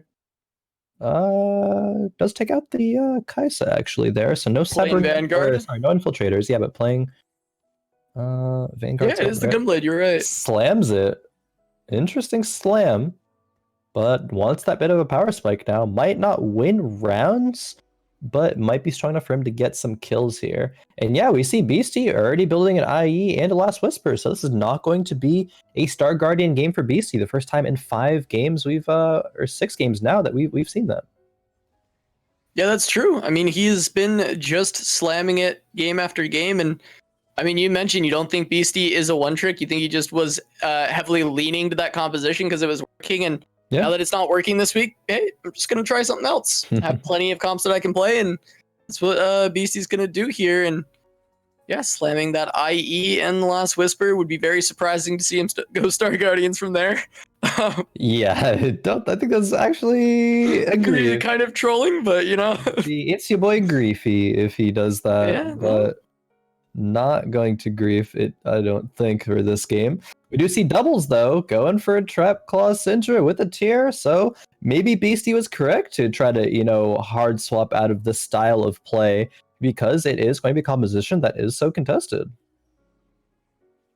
You see Beasty is win streaking 100 HP already, so I can't fault him for this decision right now. I think this is very smart. Yeah, no, I mean, if it is kind of the flavor of the week right now, I think this is definitely a good decision from Beasty because there may still be 2 more players contesting it this game. We're not sure yet, but you mentioned Doublezz might be on the Star Guardian train, and we saw Kuzma play it last game, so yeah, could it be something that is contested yet again? And we see those players holding hands at the bottom, but right now, Jinx just continuing to lost streak, loving this kind of lost streak style, making a lot of gold, finding some more Dark Stars. Yeah, getting rewarded here. Is he strong enough to win this round, actually? I mean, Vanguards are pretty good at tanking the Krugs. He's Okay, got levels up to a- be safe, so I think he definitely wins now. Yeah, he should certainly win now. I was thinking the Gunblade might actually be helpful enough for the Enough, Shaco to yeah. just lifesteal through, but I gonna think be it's fine to safe and level here. up. It's like maybe some gold drops from the Krugs, and you can barely win, and get to 40 gold. But being safe, leveling to 5 gives you a better shop next round as well. So I don't dislike this play at all here from Jinxed. Leveling up is the safe play. Well, I mean, look at this fight. I mean, it's pretty close. Both the Vanguards go down already. Okay, Shaco does survive there. If Shaco went down, that might have been a problem. But, yeah, this might have been a lot harder without the extra yeah. unit in. I wonder, I am very curious. I feel like he could have won without the extra unit, but also it got real dicey, so It did get a little it's dicey. probably better that he leveled. There's a Runeans there, a potential to make for Jinx. So he'll probably do that as soon as he finds a Jhin or finds a unit to be a placeholder for the Jhin. Definitely not good. Beastie, though, I believe he's going to be looking for either Cybernetics with Irelia with those items, or for Dark Stars with a Jhin. Has a Fiora and has Leona on the bench here. We'll slam it on Poppy though. Yeah. I just want to point out that there was a Graves with Thieves Gloves Yeah. that we saw that had on that Krugs round had IE and red buff from the Thieves Jesus. Gloves. I didn't see that one. Man. That feels like such a waste for a PvE round. It actually feels so bad. It's like these gloves roll like pretty poorly for the rest of the rounds, but then as soon as PvE round hits, it like gets the It's exactly like- best plot items. It's the nuts, and it's just Yeah. like, oh my god. Would have been a nightmare for anyone to run into that tier 2 Graves with that at this point, but Yeah. yeah, Inay not gonna get that. Instead, I mean, he still is 100 HP. I'm not sure if he wins this round. He does not. Actually loses to Gunmay. Ooh, 100 barely HP though. police coming through. Yeah. Down. Beastie though, still 100. So the 100 HP police will not be Don't catch him claiming today. Beastie, no. We'll be It's claiming your boy Inay, though. Beastie with another high speed getaway, staying at 100 HP time around. His comp's really strong right now. He has 4 Chronos and 2 Vanguards for the front line. That Caitlyn will be dealing a lot of damage currently. Swaps around his composition as to be in a good spot, but actually is in a bad spot, seeing as this Shaco will jump directly onto the Caitlyn. Does turn to hit the TF first, but will then turn around and okay, it actually used Poppy. ultimate, yeah, because it cast ultimate. Jump to the other side, so Caitlyn is safe for now. It'll See? one shot the It'll Shaco. kill ya. Man, that's Caitlyn's staying up. I actually don't know. So when Shaco jumps across there and lands between TF and Caitlyn, I actually don't know what makes him prioritize a target there between TF and Caitlyn. Could be RNG.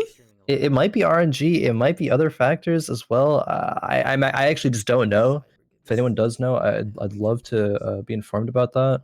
But that actually I think won the round, because if it started attacking Caitlyn, I think that would have gone the other way.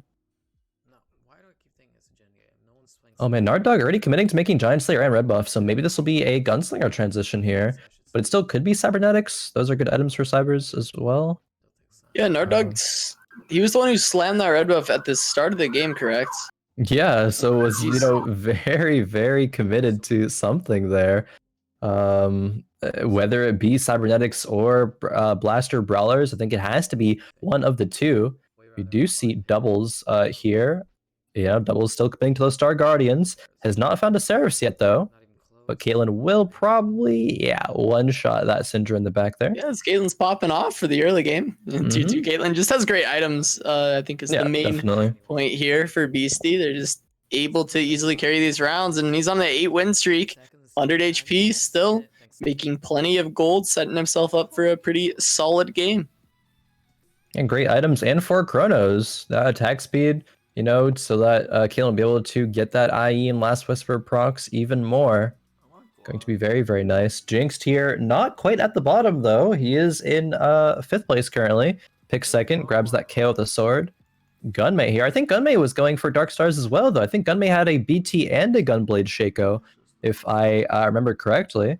Maybe we can see a bit of Gunmay's board soon here to really check out what progress has been made there. Doublezz grabbed a tier, so he will have Seraphs now for that Syndra. Yeah, Gunmay having those 2 Shakos now. Doesn't quite have 3 yet, but has some Dark Stars and has some good items. Yeah, there's a couple people going Dark Stars then, right? Yep. I'm trying to figure out exactly how many it is. If it is just the 2. It's either 2 or 3, at least 2, max 3, but we'll see a bit later on. If that will cause problems for them contesting this composition. It is a comp that doesn't require the 3 stars as much as a lot of others, so Well, 2 Jinxed. people can go it without completely ruining each other's plans. But yeah, there's Jinxed with the Jin. This point does have that Runan's Hurricane on it. Gonna help it deal quite a bit of damage, take down the Shaco potentially. It's healing quite a bit if it gets one more deceive. It does not. No. So Jin should be able to get the rest of those kills there with Whisper. 4 shot not even needed. Wait, did Jinx have 6 Dark Stars there? I don't. Is that 6? It might actually be 6. It's actually possible. Yeah, I think it might be. Usually you don't quite have 6 this early on level 6, but so I wasn't really thinking about it until the fight was almost over. But yeah, it does have 6 Dark Stars. Wow, that's very, very good right here. Going to be leveling up to 7 after the Infiltrators round, after the Wolf round here. H2. Wait, was H2 going for Protectors there? I'm not sure. Wait, are all of these units 1-star? Yeah, they are. Every single one of Jinx units is 1-star. And he's in a win streak, yeah. Yeah, it just goes to show the power of Dark Stars right now. Has a Redemption mate as well. I think Redemption actually did a lot of work in the last fight. Perhaps it will do the same here as well. Morgan's still really good. Yeah, Redemption healing up that Shaco and the Jin. And I think this might be another win here for Jinx. I mean, this synergy is just nuts. Dark Stars. Ooh, they got a little close to the end, but yeah, Shaco's got it. Even with the Graves getting that smoke screen on the Jin, getting that blind down onto the main damage carry, Jinx was still able to just kind of hang in there. Going to be on a 5-win streak into neutral, so he's getting the +3 gold. He can level up to level 7 right now, and if I were Jinxed, I would roll on level 7 to find some good upgrades there. At least Shaco 2 at the bare minimum I would like to see, but when you're rolling for that, you'll probably find a Karma 2, Lux 2, and maybe another Jin there. I really wouldn't want to see Jinxed go to level 8 without rolling for too much, because he's going to lose a lot of HP during stage 4 if he does go that route, I think. Yeah, I mean, this board, while it's winning, it's all 1-stars. It's not going to stay winning. It's definitely not going to be the case. Double Ash is there. Good roll. Levels up, puts 1 in. Sniper buff acquired. He does roll. I think this is really, really good. Needed to roll. I think he should roll below 50 as well. Picks up a Karma. Picks up another Jin. Yeah. That's huge. Needs to find the tier 2 still, but... Yeah. Needs to keep going, I think. These rolls are kind of unfortunate. Yeah, he's just not Shaco 2. I think he can stop here if he really wanted to. Rolls one more time there, though. But yeah, that's the bare minimum I would like to see out that roll. So I actually 100% agree with that play from Jinx there. I think that was very, very good. Slams the Morellos on the Lux as well there. Shaco does end up falling. Yeah, the Jin almost fell as well, but luckily a shield came out from Karma just in time. He gets healed back up, and the unleashed power, but he gets the last auto out. Man, he barely wins that one, but that is hugely important for him to keep this win streak going. These fights are so close. Man, yeah, Jinx rolled down, I think, a near perfect amount of gold there to stabilize. And man, naturally hits Ash 2 and Lux 2. So I think he's chilling for now. Can go level 8 and then find the Jin 2. There is a world where Jinx perhaps feels as though he needs to find Jin 2 before going to 8. But with those passive rolls there, I think he's chilling. We do see Gunmay with 5 Dark Stars. Doesn't have Karma yet, I believe. Yeah, doesn't have Karma or Xerath. But he's rolling. He's sub 20 gold there. And is a bit lower on HP than Jinxed here. But we see the soon-to-be mech infiltrators from Kuzmaahd. Yeah, soon to be. But the infiltrators do get in the back line, kill the Jhin immediately, and this may spell the end of the win streak, but the Ashe is still up with full HP, and Yep. no, it's going to keep rolling. There's only like, rolling. yeah, there's only like 1 to 2 units left every single fight, but it's enough. It always looks Redemption close. actually, yeah, the redemption never failed there actually for Jinx, so no value. But Yeah, still enough. I mean, hitting that Ashe too is definitely helpful because before then, it really was just the Shaco and the Jhin were really the only two things that would keep Jinxed in those fights. That was all the damage, but this time around, even with the Jhin going down instantly, the Ashe was able to kind of pick up the slack and deal enough damage to keep him in there and allow him to win the round. Yeah, H2 is going for this protector composition, is rolling it all down at the turn before he reaches level 6. Man, isn't hitting any tier 3s though, is 1 Xinqiao away, 2 Rakans away, 1 Jarvan away, is 3 Sonas away though, but man. Yeah, he was forced to pass the Sona there as well because no bench the other thing. things are more value. He's just rolling Passes here. another Sona. If he hits a Rakan here, Passes another Sona. Sells a Jarvan. Jarvan's probably less important, but he literally rolled over 3 Sonas. Yeah, he did.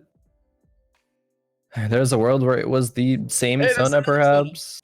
And there's a Rakan as well, but grabs a Lulu there with a belt. I don't actually know if he wanted the belt or the Lulu, because you do want to go level 8 with this composition, and once you do, finding the Lulu at that point is the hardest thing to accomplish. To get that 4 Mystic buff achieved. I wonder if he's even able to go 8 though. I don't know. I mean, if he can hit all these tier 3s in the next, 2 rounds, yeah, then maybe. Might buy himself enough time to go 8 after that. Level 6 though, so it's going to be a lower chance to hit Rakan, Jhin. Actually, all the units he's looking for, really. Another Jarvan and a Sona. There's no space. You can just see the tilt from H2. There is just no space. A Sona definitely goes in here over the Jarvan, though. I would say, Mystics and... It looks like he's giving up on the Jarvan, at least for the time being. What do I do about this? That's Which makes so sense. sad. It's lower odds to roll the Jarvan at this point. He was 1 Jarvan away and had to sell 2 of them for the bench space of a Sona and a Rakan. That sucks. Jinx, though, passively found the Jhin 2 as well. Found Last Whisper to put on him too. Man, Jinx is just actually insane. This is like the Booba Boosh level of like you're just passively rolling. Yeah, he's hitting everything right now. He's back to 50 gold. Able to keep kind of saving, rolling what he needs. Can go to 8 if he wants to. Rakan 3. Okay, that's now port space. That's the big important thing that just happened for H2. I mean, the thing is though that Rakan only has 1 tier. He doesn't have Shojins, doesn't have Morellos. I mean, maybe H2 picked up the belt there on the Lulu to play the Lulu until he found Morellos and then can sell it for the to put the Morellos on the Rakan. I mean, yeah, I don't really see H2 being able to go 8. He's just losing, every couple of rounds here. I don't think this Rakan 3 is going to be strong enough to make the difference between a lot of the fights, considering it, only has the 1 tier. Yeah, I mean, he needs Xinjiao 3 really badly, as that's going to be the carry that he has right now, because it's the one with the items. But Syndra's going to be too much from doubles here. It's not going to be... the Rakan 3 is not going to do nearly enough, as you mentioned, being on 1 item. Nope. H2 at least has a PvE round here to potentially find more. He needs a sword, a rod here, and 2 more. 2 gloves, a sword, and a rod, and maybe H2 can top 4 here. Otherwise, it'll be very difficult.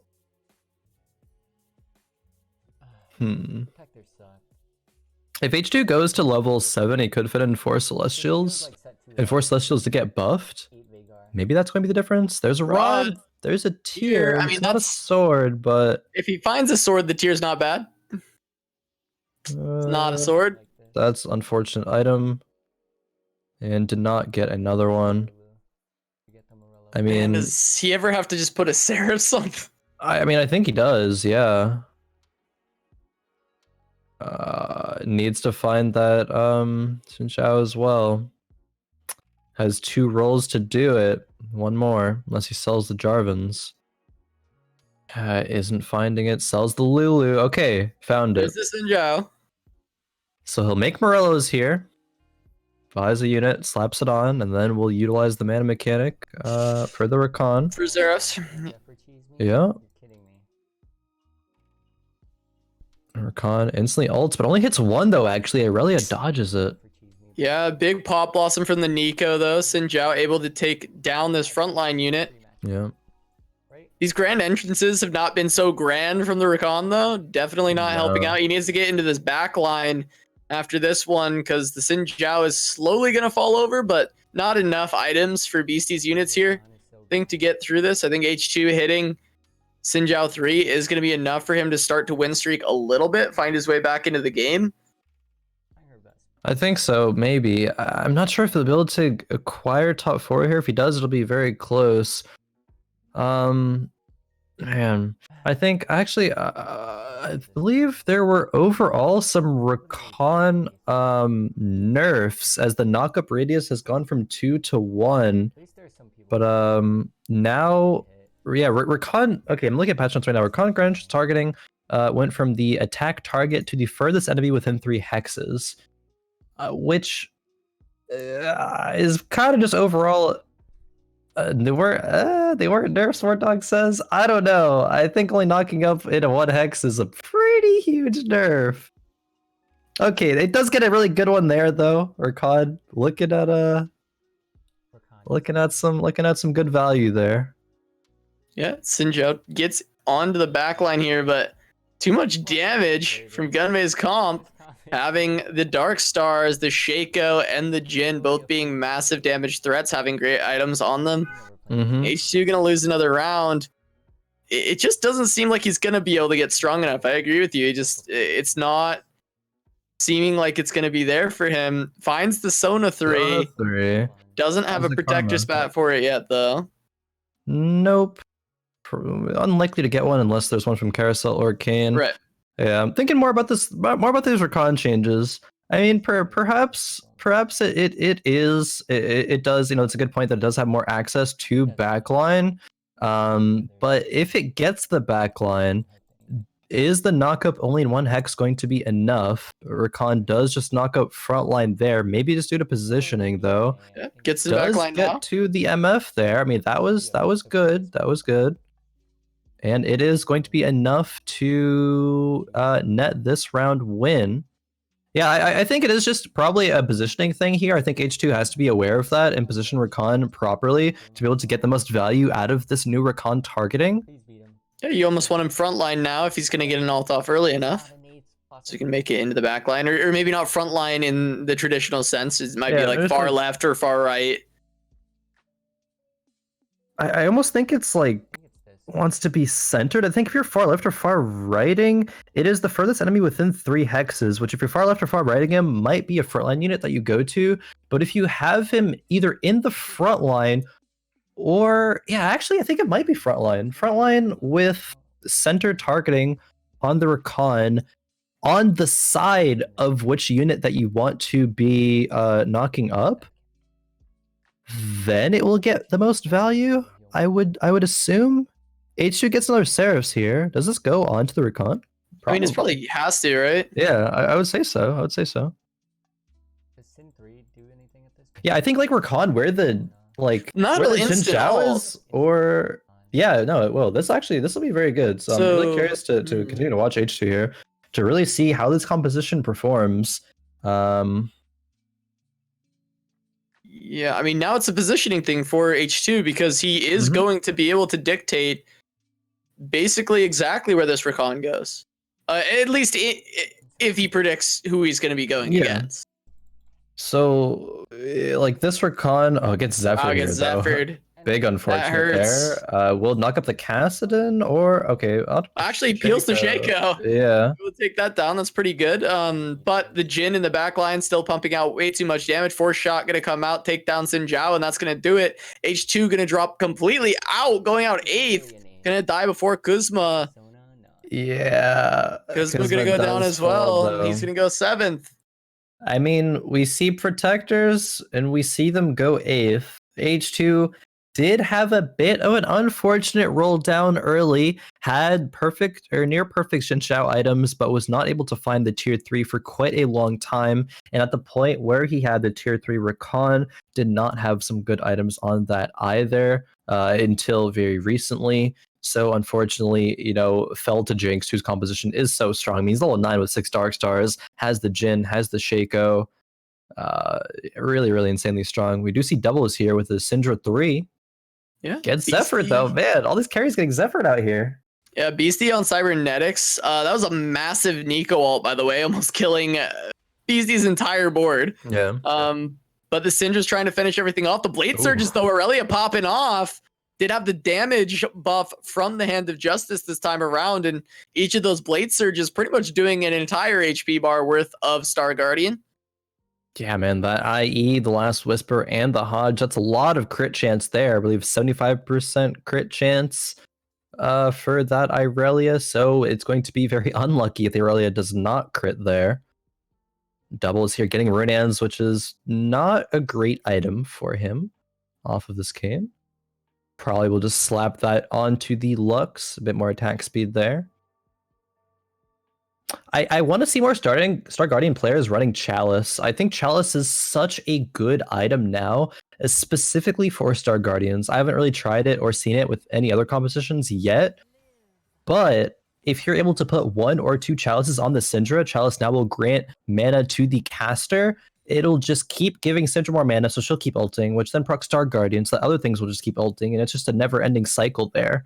Like, I had a game yesterday where I had Seraphs and 2 Chalices on Syndra. It was literally nonstop. The team ulted. It was Mini-Budget's Galaxy. Okay, that was a really good roll by Doublezzzz there to actually get Nico. Yeah, trade. that was massive. But that was insane. But I was just saying, I was actually Mini-Budget's Galaxy. I won the game with like 112 HP because of double Chalice Seraph Syndra. Like, it was absolutely nuts. No, yeah, I mean, Chalice is here yet, but yeah, Chalice seems like an item that's like made for the Star Guardian composition. I mean, it synergizes so well with it that, I mean, I agree with you. I think it just makes sense, and I do hope that we see people adapt to that. Maybe even tonight, but I'm sure we'll be seeing it in the near future if we don't see it tonight as being commonplace in the Star Guardian comp. Mm-hmm. Definitely. But Doublezzzz uncontested on Star Guardian, and he's decimating people right now. He's pretty close to going down himself if he does catch a bad round, but in general, he's looking really strong, looking like this may be a top 4. He has everything that you really want here. I'm actually really surprised to see Doublezzzz continue to roll here. I think his win condition now is to go to level 9 and play 6 sorcerers. Does play the 2 mystics for now because 5 sorcerers just a TF1 is not going to be that valuable. Does run into I think this is who's this actually? Dark Stars, the Mole Man Gunmay. Oh yeah, Gunmay. He's got the Jin in the back line getting to get taken down by the Unleashed Power, but there's still the Shaco alive with a lot of lifesteal. It was disarmed, but heals to full off the Deceive. Now there is the GA state being procced, but one more Deceive gets disarmed once again. Not going to be attacking, but every time it gets an auto off with the Deceive, healing all the way back to full. Going to take Doublezzzz down, but going to drop him down to 5 HP. Still stays alive. Jinxed down on 3. Look at these HP numbers. Yeah, we're going to see him dropping like flies in this next round or 2. We're probably seeing a top 4 after this round, and then a top 2 probably directly after.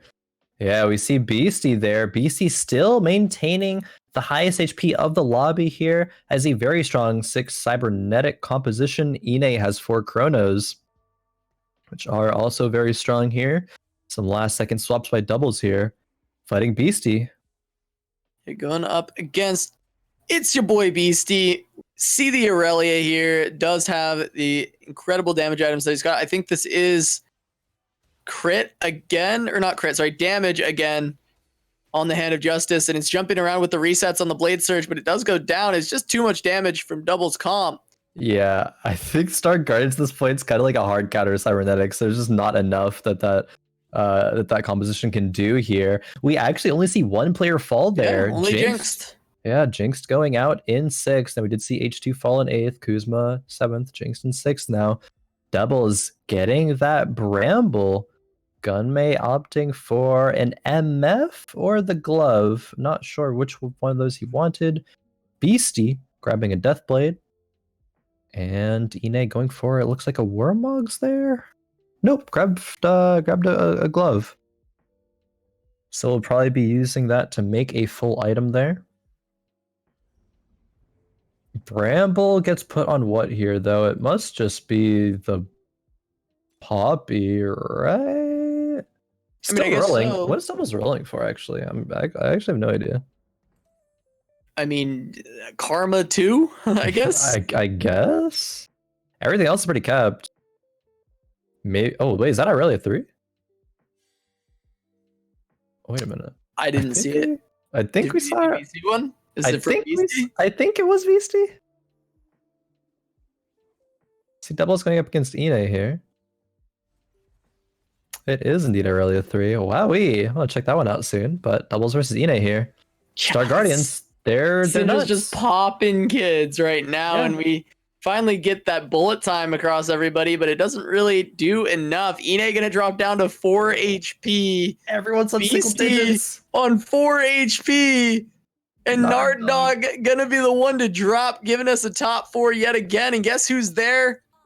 It's Inay in the top 4. I don't know if he'll get more than 4th this time around with these Star Guardians popping heads. And we've got a Aurelia 3.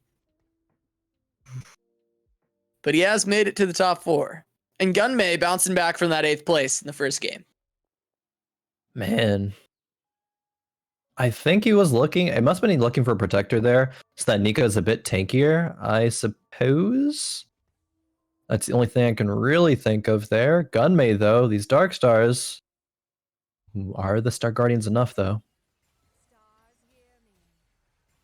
Yeah, we see the Dark Stars right now, watching that Jhin in the back. Will the Unleash power go on it next? It does, going to take him down into the GA. It's not really doing quite enough damage. 4 shot, not even going to kill off the unit there. But it's the Shaco show as he gets into the back line and takes down the Syndra. And he's just got to finish off this Ahri, and that'll take down Doublezz. Yep. Can't do enough against the Shaco, healing far too much. And Double's going to go out in 3rd. Beastie actually dropped. The Aurelia 3 wasn't enough. It's going to be in 4th place. And so Gunmay versus Inay to finish this off.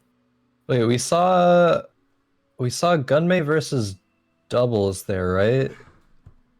So it was Inay versus Beastie? Yeah, it seems so. And Inay's comp beat Aurelia 3.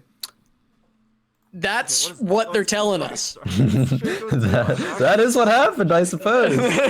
That's whether so you believe actually. that or not is up to you, but that's the way it's looking right now. Man, Nico from for Inay here, pretty useless though, actually. Unless he finds 2 more Cassidans. Yeah, I mean, if he was sitting on, a 1-star MF or something, would have been really nice, but unfortunately not. He just sold a Cassidon too. I mean, Nico's an MF to roll for something. I don't even know what he's rolling for. For fun. Ah, yeah, true. That's a good point. Can't underestimate the for fun rolls there. Swapping around MF doesn't actually swap it though. Maybe it actually wanted to do that. Shake will be jumping right onto this Kale here. Yeah, Kale has the GA. If he can turn onto the Shaco and put out enough damage, they pop Shaco's GA, which is very important. But now they're not hitting a bullet time, though. Going to go across onto the Shaco. But the 4th shot from Jhin going up against the Kale. Can Kale finish him before he gets it off? And yes, Kale does. Inay going to take the win. 1st place for Inay in game 2. That is a 2nd and then a 1st. I don't want to jinx him, but maybe we'll finally get an Inay victory this time around. That was so good. Actually, the Shen was making it so the Shaco couldn't kill the Kale for the longest time. The Shen dodge zone actually was MVP of that fight, and it was so insanely close. Inay has a 9-point lead after game number 2 here. Have we seen that much? I know we've seen leads like this, but like, I mean, has it been 9-point ever? We probably have, but it must be close to this as the highest lead. I mean, it's just so rare that we then have someone who hadn't. Wait, is this correct?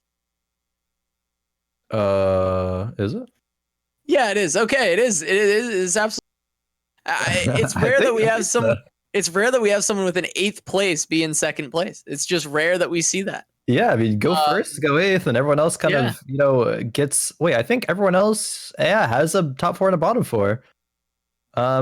Which is something that we've talked about a lot before, actually. The fact there's like only 1 or 2 players that, or maybe like, yeah, it was usually 1 player that has both top 4s, and everyone else is just all over the place, kind of. Yeah, this may be the biggest gap we've had after 2 games. I think it is. Yeah, it certainly could be. We'll see if Inay can blow a 9-point lead when we come back from a break. Hopefully not. We'll see, though. We'll give you right back in 5 minutes. Anyway.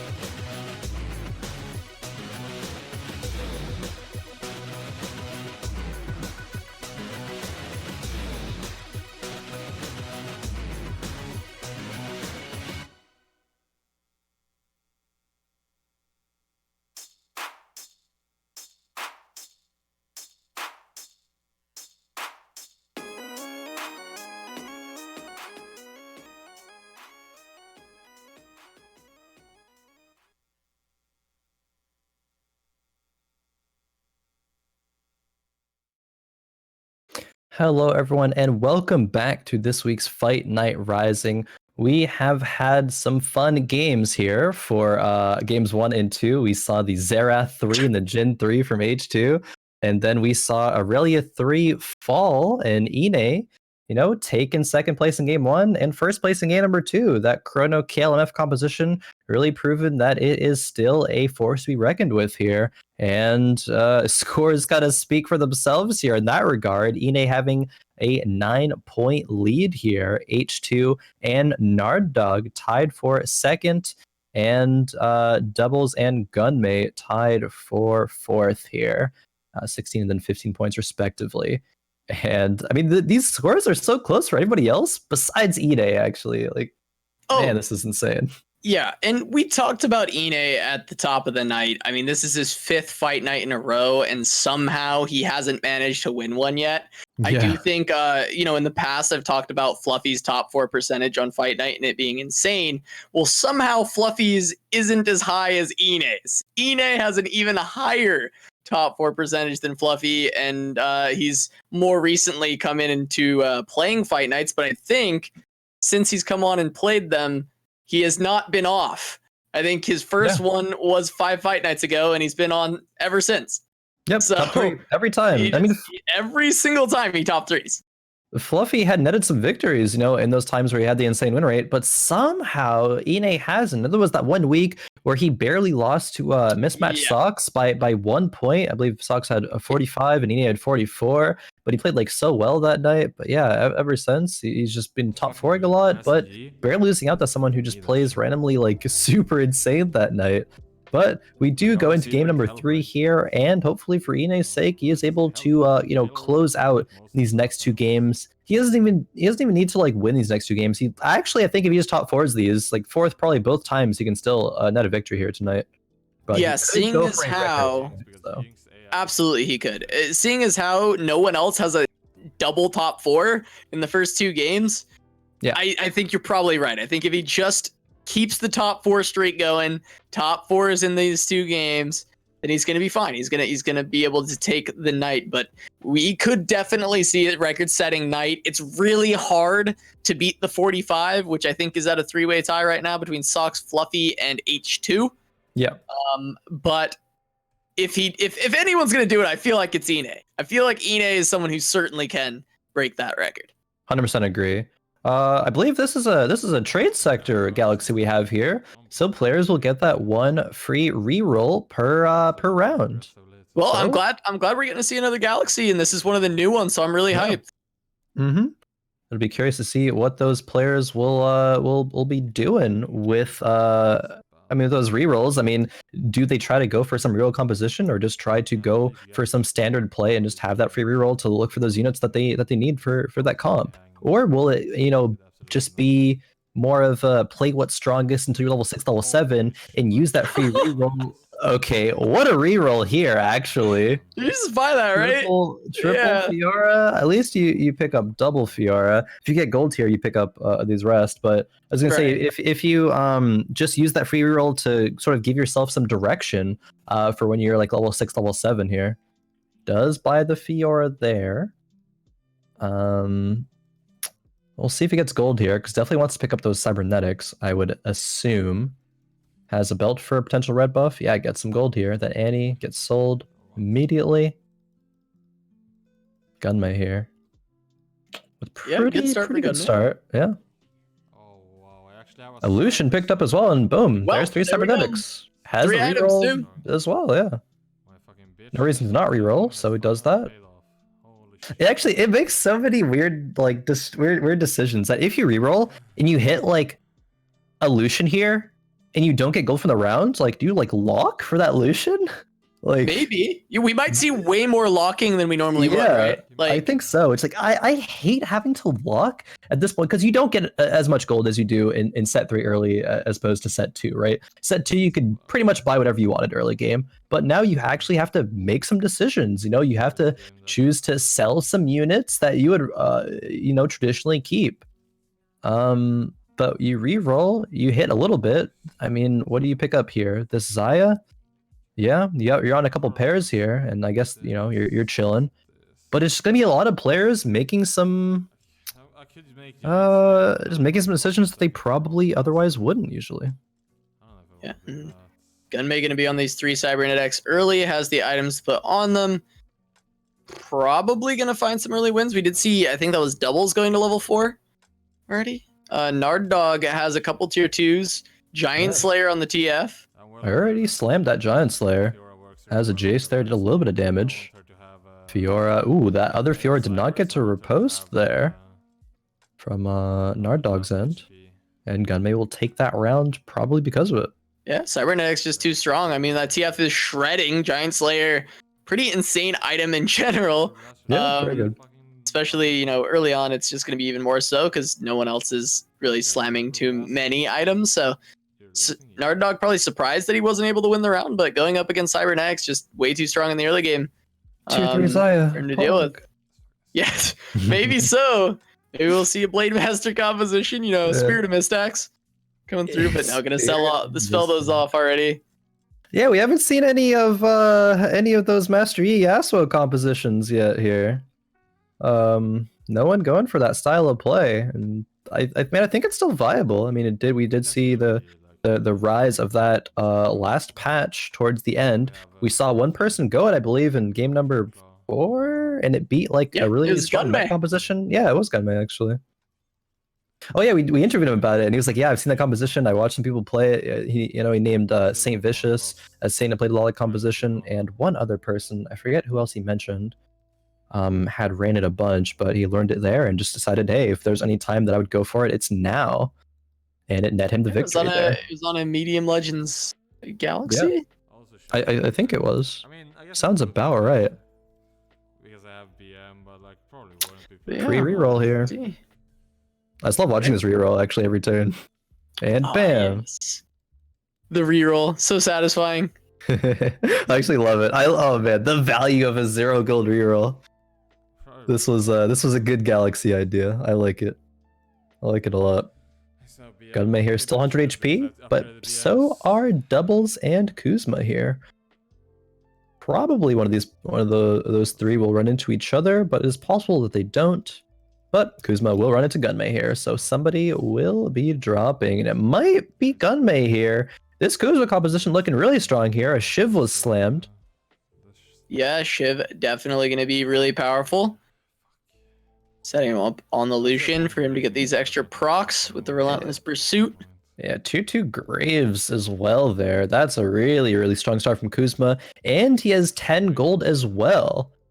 This, like, with that start, it's looking like a top 4 kind of already. Unless you're getting to mid-game and your rolls are pretty doomed, or you get like some unlucky item drops or whatnot from Krugs, you don't want to make anything with it. But slamming Shiv, I think, is good. Rolling, that 2-2 Graves and Leona. I think Fiora as well there, actually. Like, yeah. You do get the free rerolls too, so kind of help prevent you from being too doomed on rerolls. You get one extra one. Definitely, huge point. I mean, everyone does get that though, so other people might get luckier than you. Right. They could skill up faster than you, but yeah, no, I mean it does. Everyone's on the same playing field here. Everyone gets that reroll, and it gives you, again, like I was saying earlier, it gives you a sort of direction. Maybe you level up aggressively so that your rolls are better, so you're able to find things like Aurelias and Kales faster than other players who are maybe opting to go for a reroll composition or are just econing a bit more and not leveling quite as aggressively. But if you're in Kuzma's spot here and you have the econ, you're probably going to be leveling at a pretty fast rate. Okay, does level up here very aggressively as well to put in a T2 Blitzcrank. Has 2-2 everything right now. Like, there's no way Kuzmaahd drops the next 2 rounds. Guaranteed. And probably still even doesn't drop a round after Krugs as well. For pretty much, I mean, at least halfway through stage 3, I would say he's pretty safe. Yeah, Doublezzzz looks like he's going Star Guardians yet again. Yeah. Gonna get crushed by Kuzmaahd here, of course, but this composition is just far too strong. All tier 2s. Just definitely a high roll early on. What do you do against Kuzmaahd here? Nothing. You fall over and you lose the round. You can't win streak here if your name's not Kuzmaahd right now. Finds another Lucian as well. H2 going for Dark Stars again, it looks like here. Already made Runehands, and GA has a glove as well. I mean, has the really good items for it, so why not? yeah, he's certainly going for the Dark Stars. Can have 3 in right now, but I think this is a stronger play that he's currently playing. 2 Chrono, 2 Sniper. The items for Caitlyn are pretty solid. I'm curious. Maybe is there a world where Shaco plus Mord over the TF Ashe is stronger? I don't know. Might be though. Either way, Inay's so strong too, actually here. Jeez, but Inay did lose a round earlier to somebody. He lost to Kuzmaahd earlier, pretty sure. Oh yeah, yeah. But yeah, he's insanely strong as well. Pretty much all tier 2s also, and has the TF in the back for the carry. Yeah, Caitlyn actually like, kind of almost cleaned up there, but not quite. We'll have to check in with Inay soon-ish to see what items. I know we saw Quicksilver and Ginsu's, but I want to see kind of like what composition we think he might be leaning towards based on what he's got. I think he has some options here. Oh yeah, that's basically all he had. Yeah, it's. I don't think you really solidified here. If you're Inay, you have a 2/2 Mordekaiser and you have a Jarvan offered in shop. So like, I mean, you could go for some Dark Stars with a Xerath carry.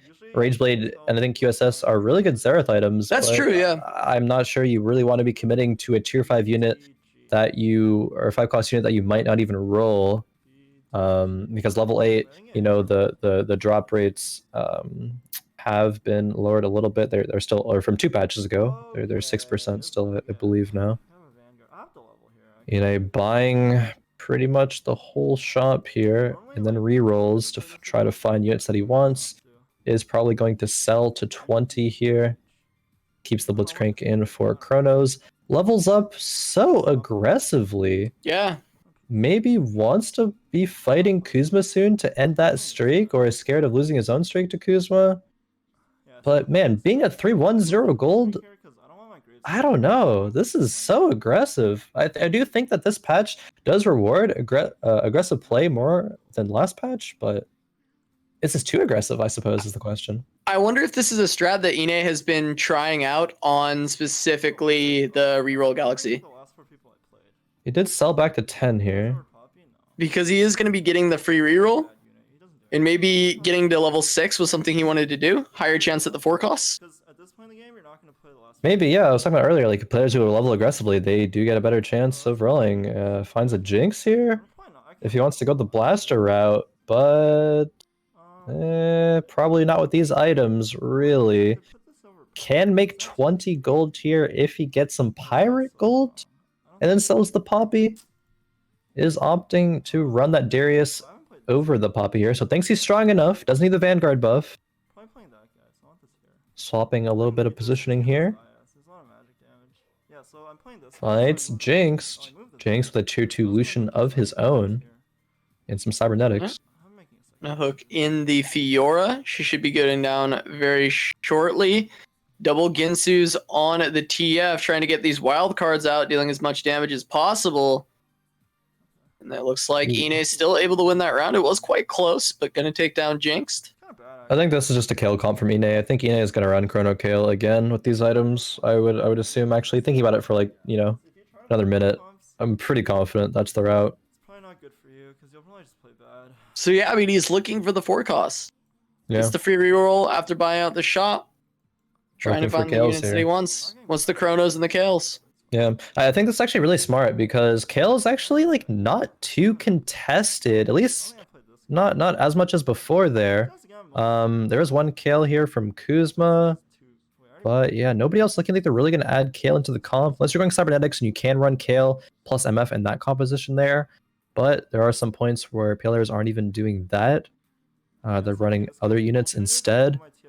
Going up against Beasty here, Beasty with Zeeks, and Zeeks I think overall was buffed for compositions like Infiltrators. Gonna be falling this round, but I think once he scales up a little bit and finds some tier 2s, he will be in a decent spot there. Zeeks now gives 30% attack speed to all units next to them in 1 hex as opposed to 2 hexes to the side of them now.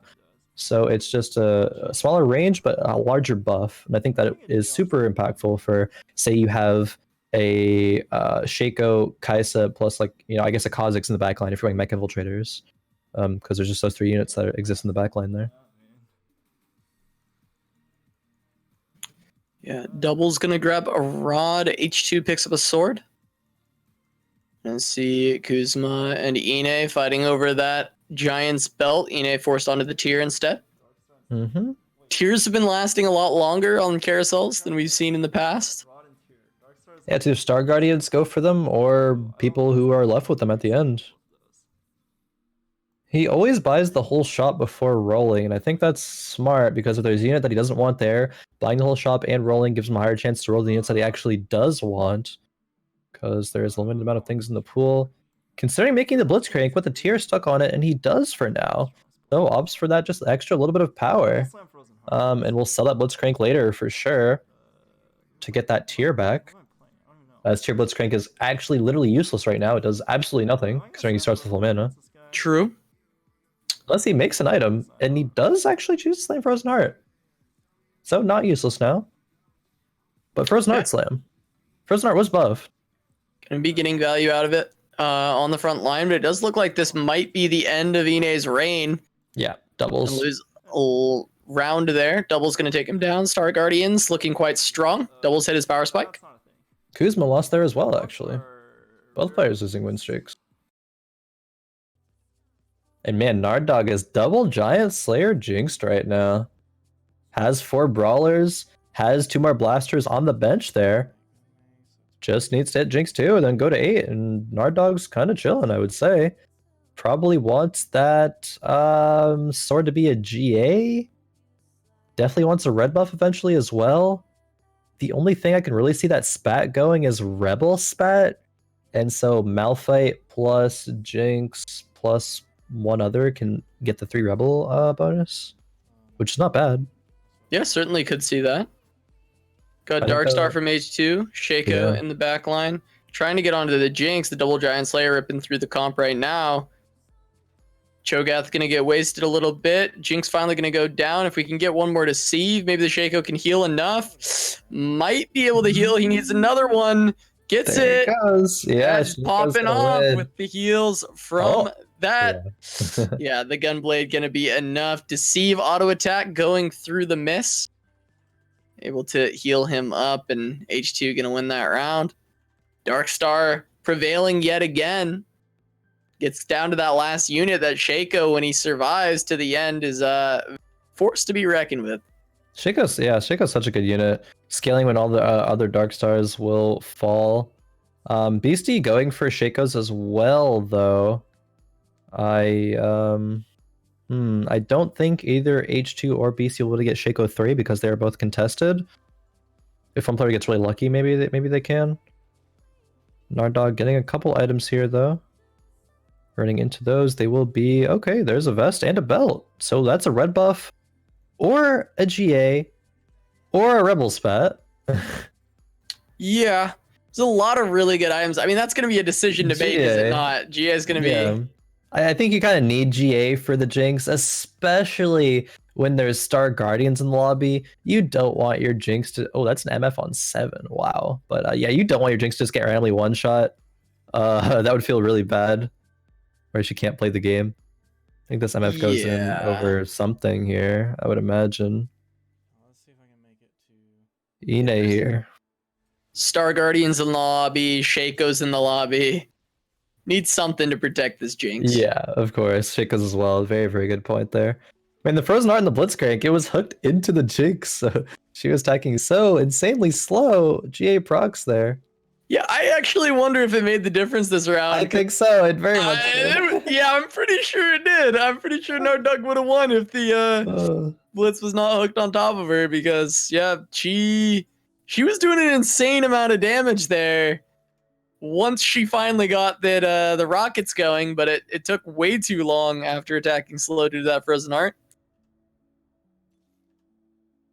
Narddog is rolling it down level 7 here, though. It seems to not be confident in the power of Jinx 1, and is using that belt for a Morose instead of a red buff, which you don't usually see when you have a 4 blaster composition. Usually red buff is pretty much a must. So I'm not sure I like that force of item from Nardog there. Maybe he thinks that he's just so weak and needs the power spike right now, though. I guess it's the decision making there. MF goes off here. I mean, it's decent. It's gonna win the round, I think. Yeah, the GA procs on the Jinx. She's still got rockets when she comes out. Fish bones popping off a little bit there. Gonna get extra damage down. AoE shot's gonna take down Kuzmaahd. Oh, there's a KL on the reroll, but not for Inay though.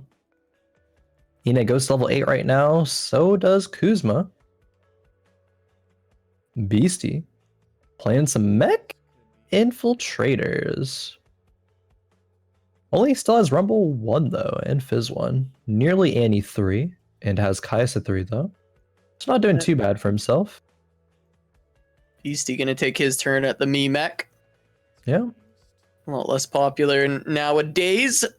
Looks like he's the only one in the lobby that we've seen so far, at least. We see the Jinx trying to rip through a couple of these vanguards here. MF ulti was massive there. Pretty much goes through the entire team of Jinxed and will net Nardog 2 wins. Yeah, and Vanguards are just butter to a double Giant Slayer Jinx. Yeah. Not going to be tanking pretty much anything. Nardog has... oh, damn. BC getting the spat there. I believe BC wants a demolitionist spat. Nardog does choose the Jinx there, though, so wasn't able to get Fawn, but still gets a T2 Jinx, which is, you know, you're not too unhappy about that. You also get a glove, which is not terrible. You can make something good out of that later on. Either, I don't know, Thieves' Gloves on something, you know, Hand of Justice, Last Whisper, all pretty good items for blasters. Going to be scouting a little bit here. Rules 2 kills now. But yeah, Nardog will definitely be going to 8 soon to fit that Ezreal in and get that 4 blaster power spike. And then with that Jinx 2 will probably be strong enough to win some rounds. Beastie goes to 7, rolls a little bit, hit Kaisa 2 and Annie 2, so this is the point that that composition does want to go to 7 to continue rolling for that Rumble 3 and that Shaco 3. But H2 is taking a lot of Shakos, so maybe Shaco 3, as I said earlier, will be unable to be achieved by either player. Yeah, might be off the table, which generally, at least to an extent, hurts the mech player more than it hurts the Dark Star player, just at least in the earlier stages, I suppose. Seeing as how they will be rolling a lot more early on. Yeah. Trying to find that, so. Ooh. Close here, but the Jinx does prevail. Nardog going on the 3 win streak now. You know, it turns out slamming those items was the play, I would say. Later on, it might hurt a little bit, but preserving your HP at stage 4 when you're already pretty low, I would say is a good call there by Nardog. Yeah, and his comp is still quite strong. He's got some upgrades available as well for him that he is yet to hit, so... Yep. Does look up here. Certainly not having the perfect items will hurt, at least for like a top 1 finish, but we'll be able to hold on longer against some of these other people that may be dropping rather quickly. But this tier 2 Jinx has to get excited here and start popping off with these rockets. That she will, with the dodges from that that Vi there for a while. Getting 20% dodge from gloves and 20% from the shroud there.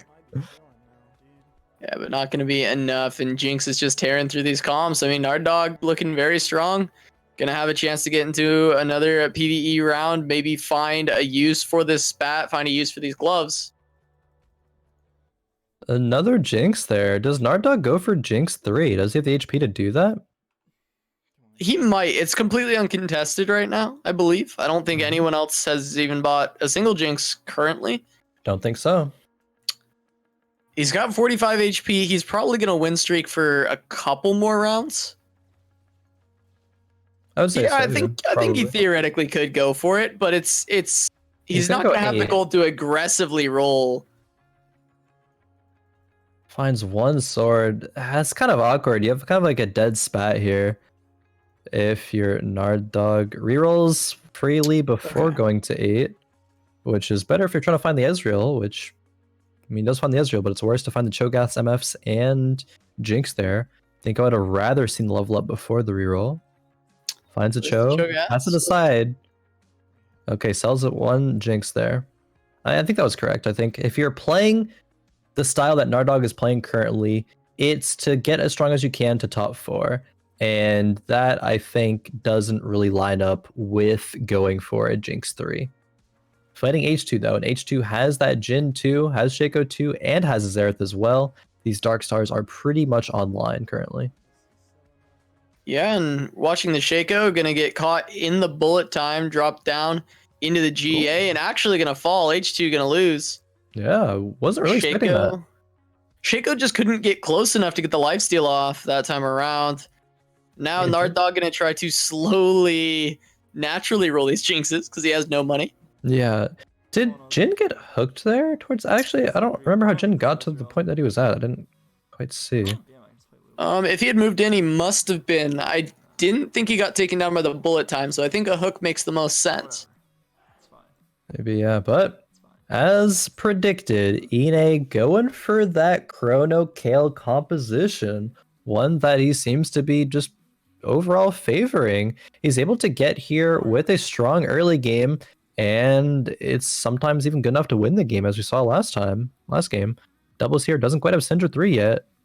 Double Wukong with Frozen Hearts. Man, was this win? I would have suspected that the... Blitzcrank takes it. Yeah, Blitzcrank gonna do it. Okay, I was gonna say I wouldn't speak so soon because the Syndra's popping up with the unleashed power and does take down the Kale, but that was a little spooky there. Hey, Blitzcrank got her back. Best unit in the game, able to take the win. Almost spoke too soon there, but it has happened as it did. Inay 2-win streak taking out Doublezzz's streak there, I believe. He was on a bit of a streak. Not 100% sure. Did I see 3 Zephyrs on someone's board there? I swear I just saw like 3 Zephyrs. I didn't see it, but there's one here. This isn't the board if you saw 3. Definitely not the board I saw. Gunmay versus Inay, though. Those items on Vi kind of slap. True. Not as much scale, though, it looks like. I don't even have MF and I'm winning. Maybe I should just fast 9. Yeah, Kale slaps pretty hard. Still gonna find this win. Gunmay can take a little bit more damage, dropping quite low. Not as low as Jinx, though, in single digits. Down at 8 HP, could fall very, very soon. That's a start. Narddog has made his way all the way up to 2nd, though. Yeah, true. On a win streak. That's a Star Guardian Xerath. Does Doublezzzz take that? I feel like he does, right? I mean, he's playing Star Guardian Xerath's a pretty strong unit. Takes his Zeeks. I would have really liked to see that Star Guardian Xerath be taken, actually. That's like almost a free level 8 with 6 Star Guardians and 6 Sorcerers. Huh. Interesting, though. Value the Zeeks. I know the Zeeks is buffed a little bit. I don't think it's a bad item, but... Curious. It's curious. Oh yeah, it was 3 Zephyrs from Kuzmaahd here. The madman. Triple Zephyr with Kale with triple items. Sells the MF for the Kale 2. Ooh, you don't like to see that, but I guess you gotta do what you gotta do when you're 20 HP. If Kuzmaahd can position these properly, 300 IQ. Let's see. Oh, okay, these are pretty good. It buys a lot of time for Kale. And we'll see if the triple Zephyr is enough for Kale to find the win. It looks like it's doing quite well. I mean, the time bought just allows her to stack up the Rage Blade while there isn't any threat. H2 is going to drop even lower here. Beasty as well. Gunmay is on 1 HP. Jinxed on 8, H2 on 9. Going to Narddog here. Oh, has actually made the IE work for the MF, giving off Jewel Gauntlet as well. So every time the MF ulties, it's going to be doing some massive damage here. I definitely want to check out the next fight here from Narddog.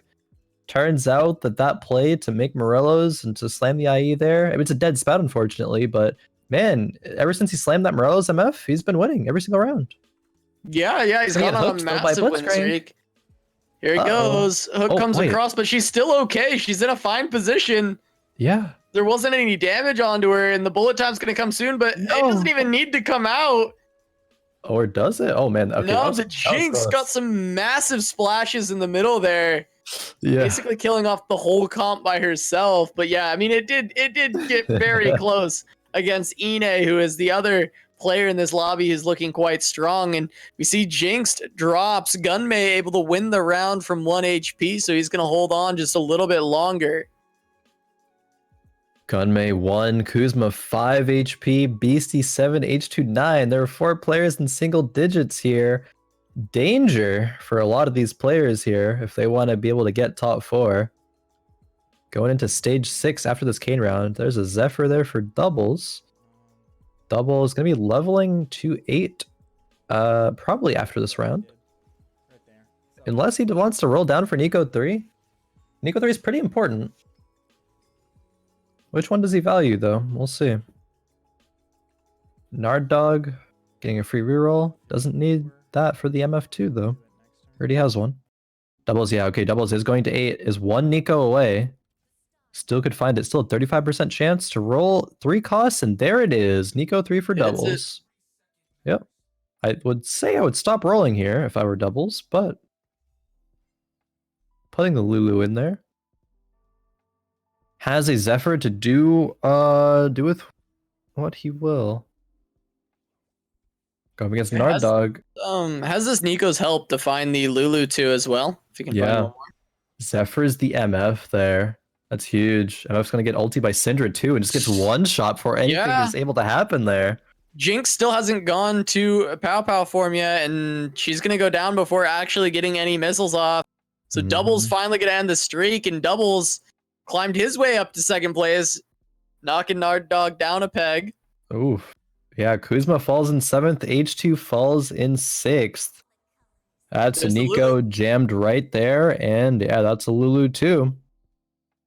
So Doublezz now has to get a Star Guardian spat if he wants to fit in 6 sorcerers on level 9, and then can sell the Poppy at that point, but needs to get lucky off of the carousel or the next PvE round to do so. So I think he's going to be chilling on level 8 for now until he gets rolled to, I don't know, roll tier 3 Lux or something else.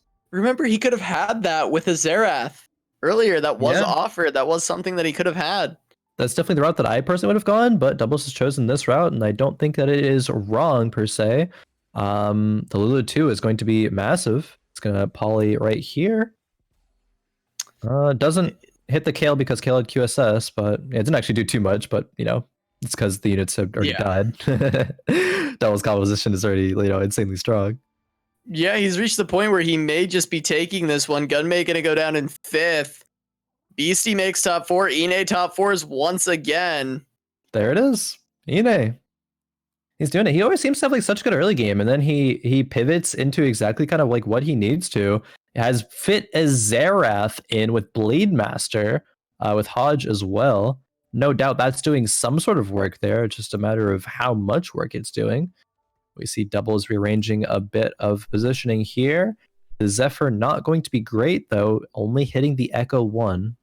See if the mech pilot can do some work against the Star Guardian. The heals right now from the Soraka are really popping off, and the Demolitionist stun's not going to do nearly enough. Unleash power.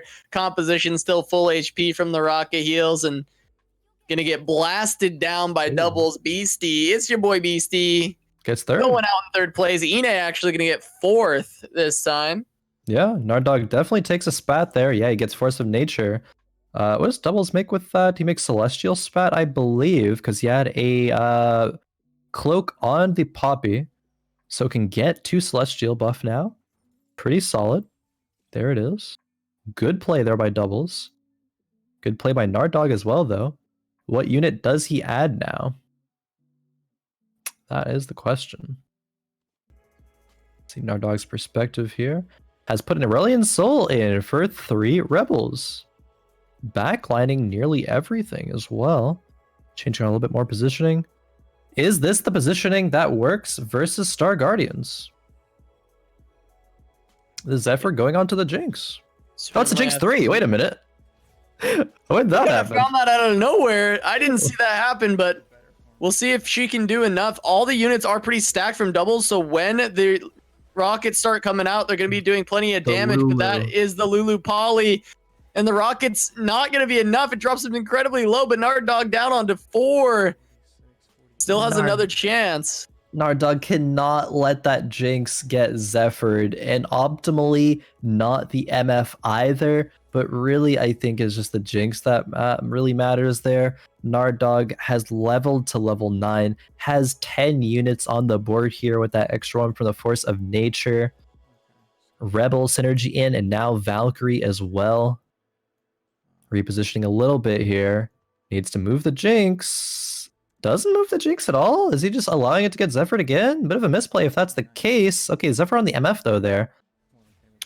Yeah, I wonder if this is better for Nardog, that the Jinx is actually out of this. I mean, we're going to have to see. If it just gets polyed, it's not going to do anything. It just runs into the enemy team. Still no rockets. Finally gets him down. The MF coming out a little bit late. The Unleashed Power not going to come out, and Doublezzzz is going to lose this round. Nardog going to survive one more. Think you need to be Zephyring that Jinx if I were Doublezzzz there. But perhaps thought that Nardog was waiting until last second to swap the Jinx, so he thought he would just get the guaranteed Zephyr onto the Misfortune there. So maybe like psyched himself out of, saying that if, Nardog's recognizing that happened, he's of course going to move it, but the 200 IQ play was actually just not move it at all. Ionic Spark here will be really good for MF damage coming through. Probably slap that on a Cho'Gath in the front line. A lot of gold here as well. What is he rolling for? Just a kill too, pretty much. Aurelion Soul 2, I guess, but... Yeah, true. Aurelion Soul 2. Very good point. Finds it. Why did he sell... What did he sell? Okay, he sold the Kale to put in Master Yi, which takes away Valkyrie buff, but gives an extra proc of Rebels? Yeah.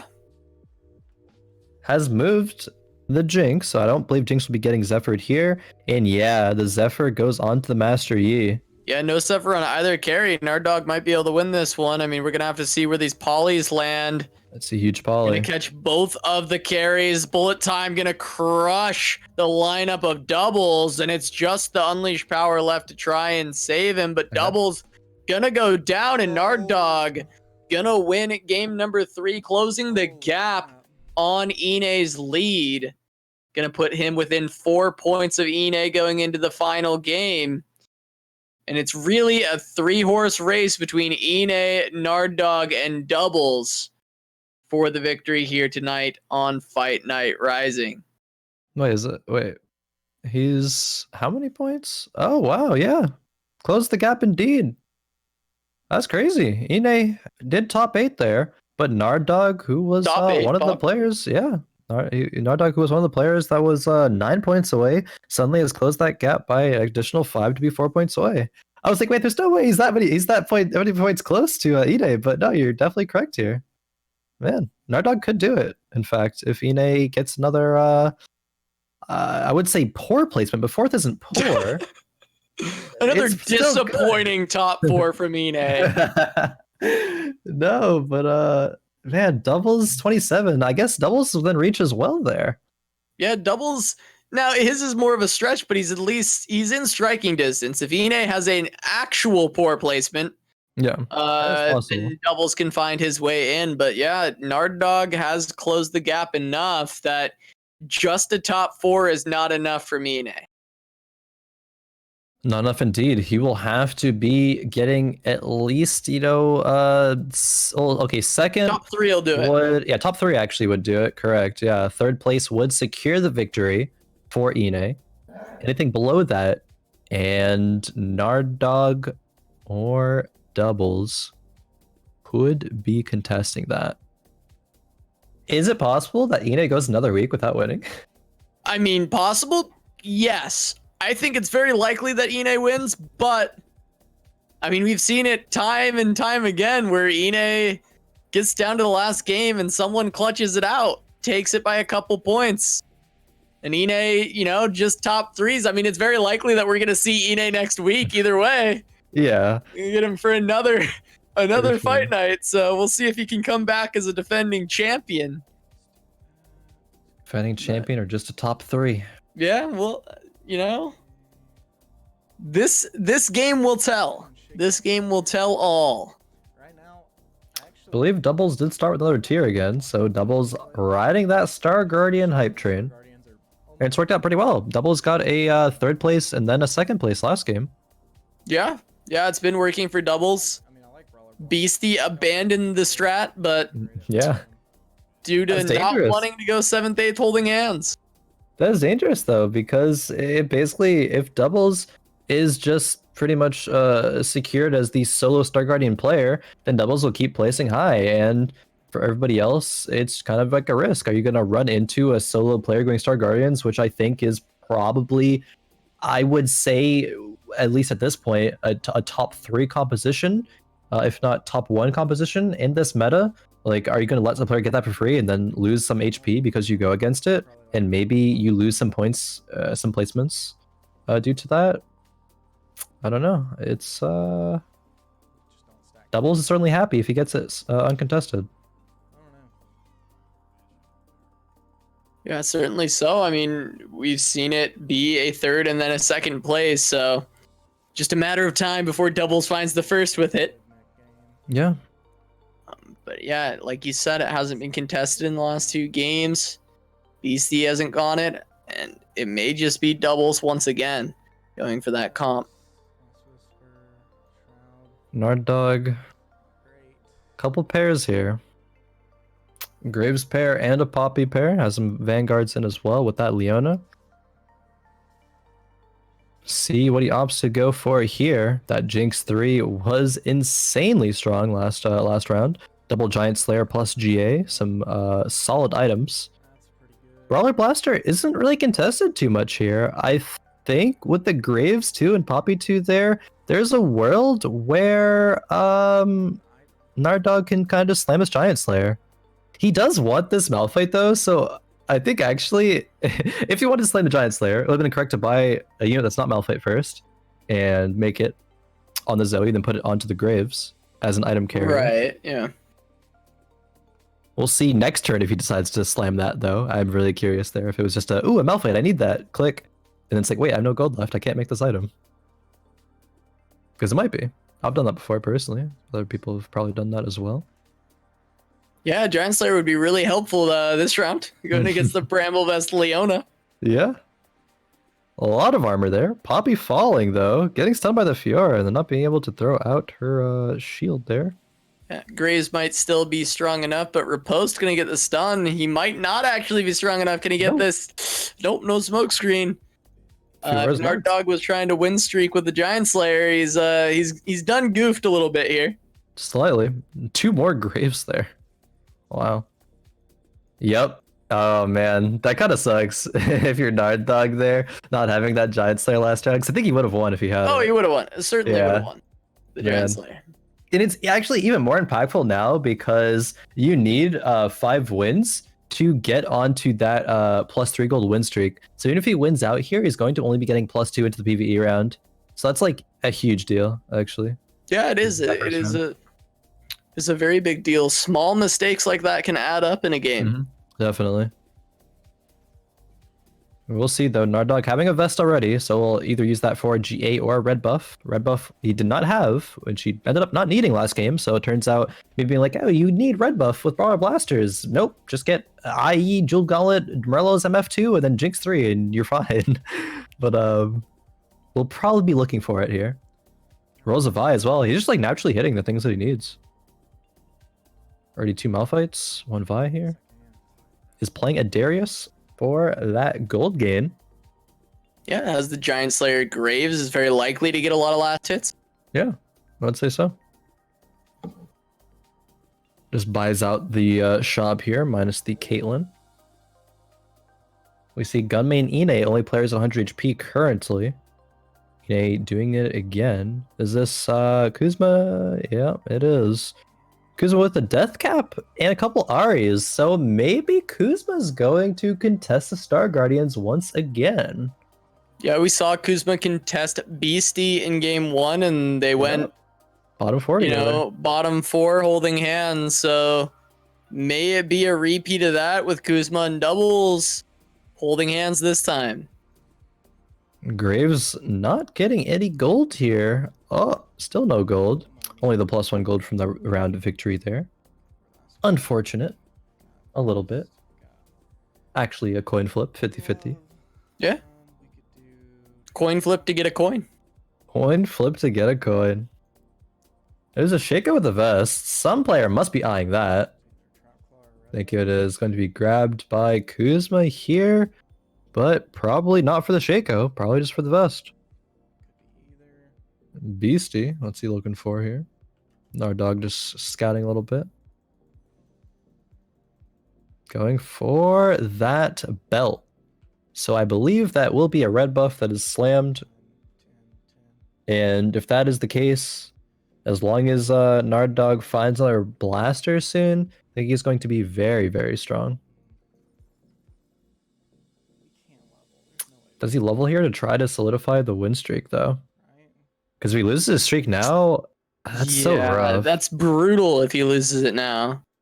I think the play here is actually to level up, not play the Darius, and play 2 brawlers right now. I think, and make the red buff and slam it on the Graves. If you're wanting to win streak. Yeah, focus on the guaranteed gold instead of the coin flip money. Yeah. And just preserving your preserving that streak. Oh, doesn't want to make that. Does want to make the trap claw? Interesting. Okay, it wants that defensive item, I guess. So really just doesn't prioritize red buff. Interesting. I mean, it worked out last time. Let's see if it'll work out again this time. Yeah, it gets Darius reset, putting out plenty of damage here. He gets 1 coin. See if you can get another one. Yeah, 2 coins. Darius has paid for himself. Up to 20 gold here. Gonna be 30 on Krugs. If he wins here. Doublezzzz, I mean, yeah, looks like Star Guardians, but only has a couple Star Guardians here. Nico and the Poppy on the bench. No Zoes or Aries or Syndras to speak of currently. Then, of course, needs that Soraka later on. On a 4 loss streak here, so probably loses this round. So will probably be on that 5 loss streak to get 3 gold extra per turn. Yeah, Pop Blossom gonna get killed off before he goes out. There's a death cap on Ziggs from Kuzma.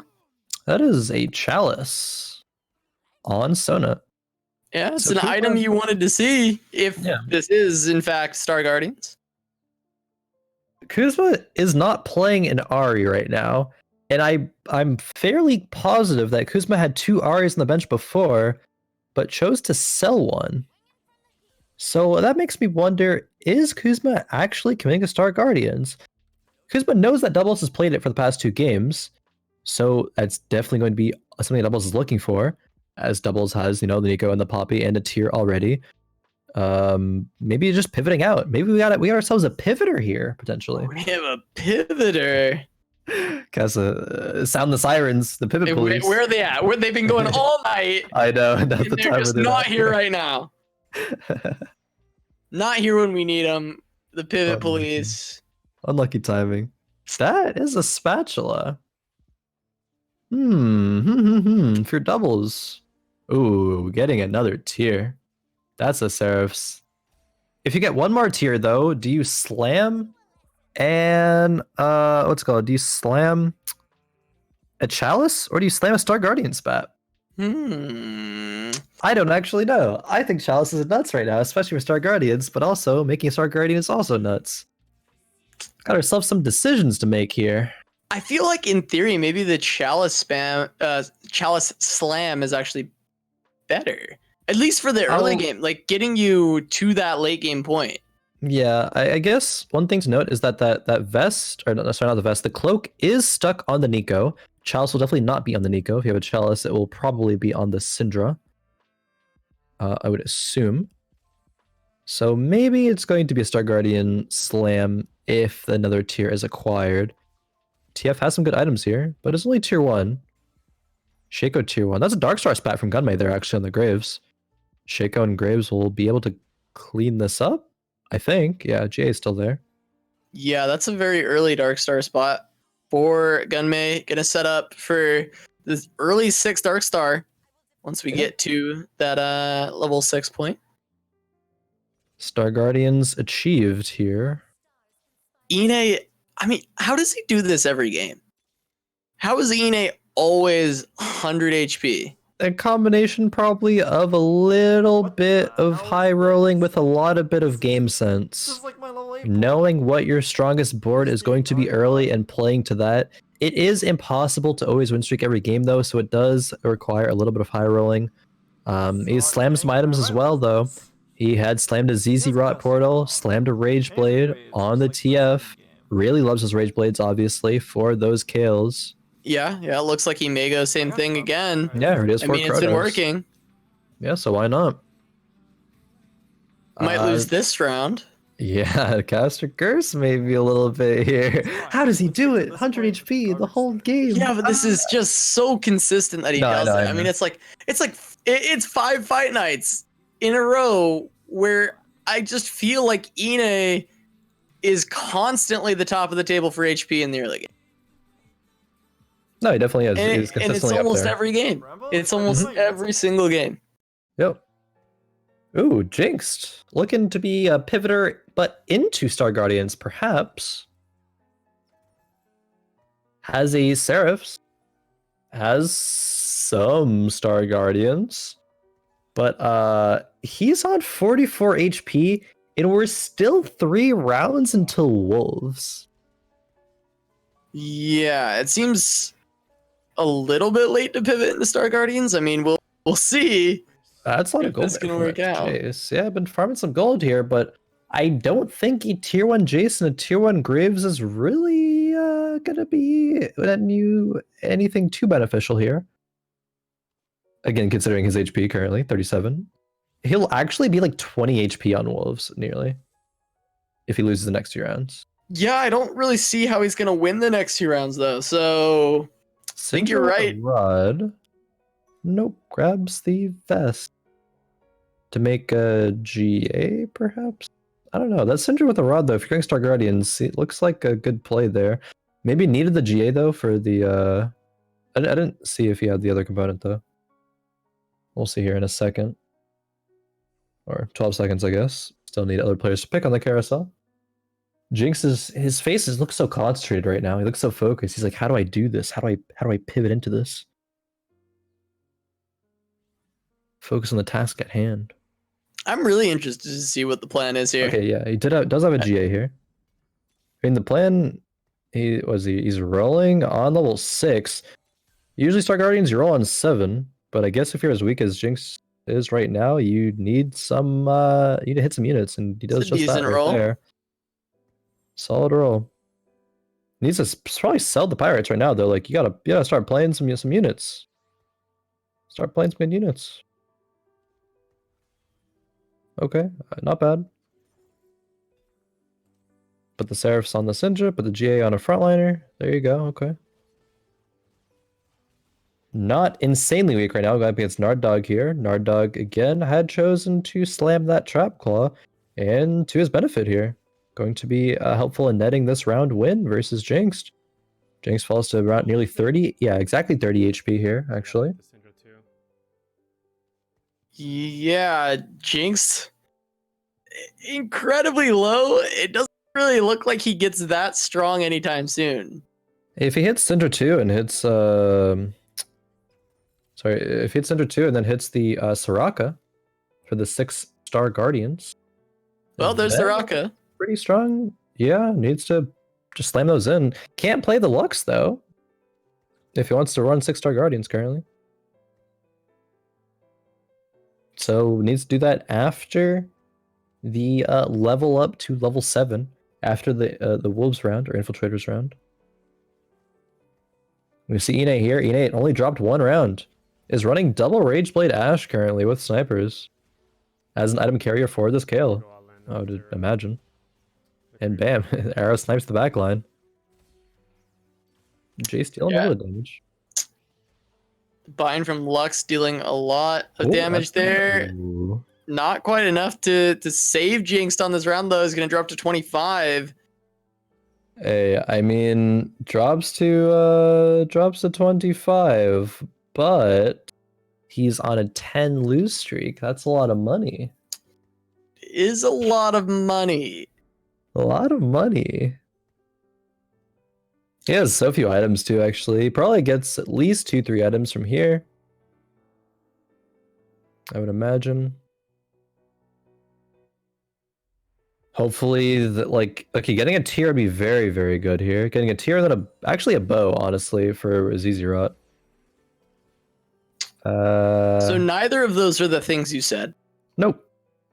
If I was Jinxed here, I'd probably level to 7, put 6-star Guardians in, roll a little bit for Syndra 2, and slam Ionic Warbogs on the Nico. Save some gold for next fight night. So, okay, this is Syndra 2. Pretty rough. No, he's fine. He's finding some pickups. Yeah. Might not be as doomed as it seems. Slam. Oh, I think I do want to see Ionic Slam though. I think he's doing that. Yeah. Okay, this is a good play. Is it a Warmog Slam though? Does he have to go that insane right now? He just found a bunch of upgrades, so he might be okay. He did find Syndra 2, Nico 2, he has Lux 2, Zoe 2 now, Poppy 2. Yeah, I mean, the Pop Blossom doing a lot of work here. Gets that Unleash power out from the Syndra. Yeah. Yeah. I mean, he found enough upgrades that he feels like at least he's okay for a few rounds, and he still has some gold left over. So we can chill. We cool. We cool. He has everything too, but the problem is those Star Guardians need them to get to 3. You need 3 stars. And yeah. Rolled down to sub 30 gold already on 4-2 and is still really far away from those tier 3s. I mean, he's being contested by doubles.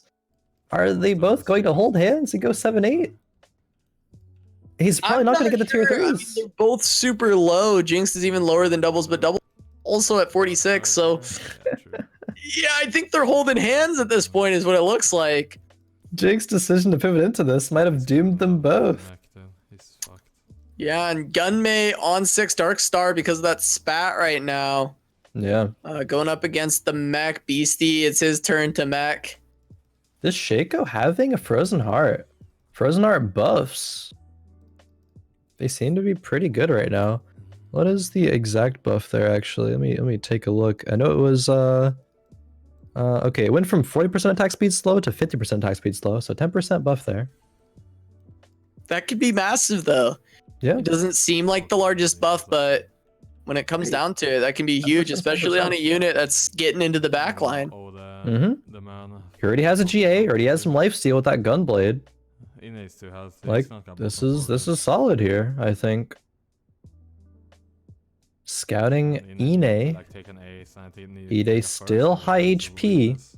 Beastie gets Kaisa 3 there though. Beastie going that mech infiltrator composition.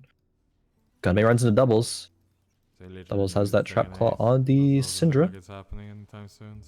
Yeah, looking at that Shaco in the back, still topped off, full HP, gonna get hit by the bind, stunned up a little bit, but gonna heal with the Gunblade. Now onto the Syndra, Unleash power coming out, not gonna be onto the Shaco just yet, but finally does come down, knocking him into the GA state, but that is going to be plenty of damage from the Dark Star. Those crits hitting for 2,500 each. Shaco's nuts. Actually insane unit. Dark Star's a crazy synergy. Mm-hmm.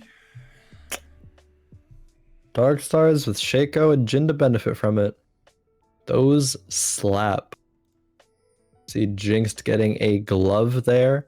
Doubles getting a spat. Did Doubles have a spat earlier? Was it Doubles? Oh, was it? I'm not sure if it was Doubles. I think it was, because it was... Yeah, I think it was. So I think that's a fawn for Doubles there. We can check soon, but... Yeah, exactly. That will be very strong if it is indeed the fawn. Only has to go to 8 then to get that 6-piece Sork synergy in there. Yep. It was there indeed it Doubles. is. is rolling though. I don't think you can roll if you're being contested and try to hit your tier 3s. The play has to be to level up here, I think. But Doublezz is just spamming that D key and throwing money into the drain. Hits 1 Karma though, so maybe just wanted to roll until he hit Mystic 2, and then we'll level to 8 now. But I'm pretty sure going to 8 and fitting in 6 Orc is just undoubtedly the best play here. This is Squid comp here. I haven't seen that one in a minute. H2. Yeah, playing a little off meta here. Squid has a. Ooh, okay. Syndra killed the Vel'Koz, but is it enough? Nah. Yeah, Double's gonna take a lot more damage. Jinxed actually on a win streak though. Stabilized a little bit for now. Yep. Finds another They Nico. got a pretty interesting composition with the Squid. Due to be the first time we're gonna see it tonight. Or sorry, not Inay, H2. H2, yeah, H2 with the Squid. Only has Squid 1 right now. Yeah, has a Xerath in too. Yeah, with the for 4 Sorks. Has a Fawn as well though, so yeah, I guess he is able to run 4 Sorks right now. Really, really needs Squid too to be able to and Cho too to be able to have a good shot this game. I think at top 4ing. Going up against Gunmay here, the Dark Stars. Yeah, and this Shaco just getting onto the Xerath right away. Actually, that well, it doesn't even matter, but the Frozen Heart was going to stop the ulti from being as impactful. Yeah. Oh, and Shaco. But he's just doing too much damage anyway for it to even matter. Yep. H2 drops 38 HP. Doublezz wins and Jinxed wins though. So both players there stabilizing. Narddog drops 37. Pretty close in terms of 5th place and down. BC at 43. I guess Narddog in 6th with 37. Then we go down a little bit more to Jinxed and Doublezz being 25 and 20 respectively. Yeah, everyone kind of hanging out in pairs. Doublezz and Jinxed pretty low. Narddog and H2 kind of middle of the pack. Yeah, Kuzmaahd, and then Gunmay and Inay at the top there. So yeah, kind of is everyone just holding hands, actually. Everyone's holding hands. Everyone's holding hands. You know, this shouldn't be allowed right now.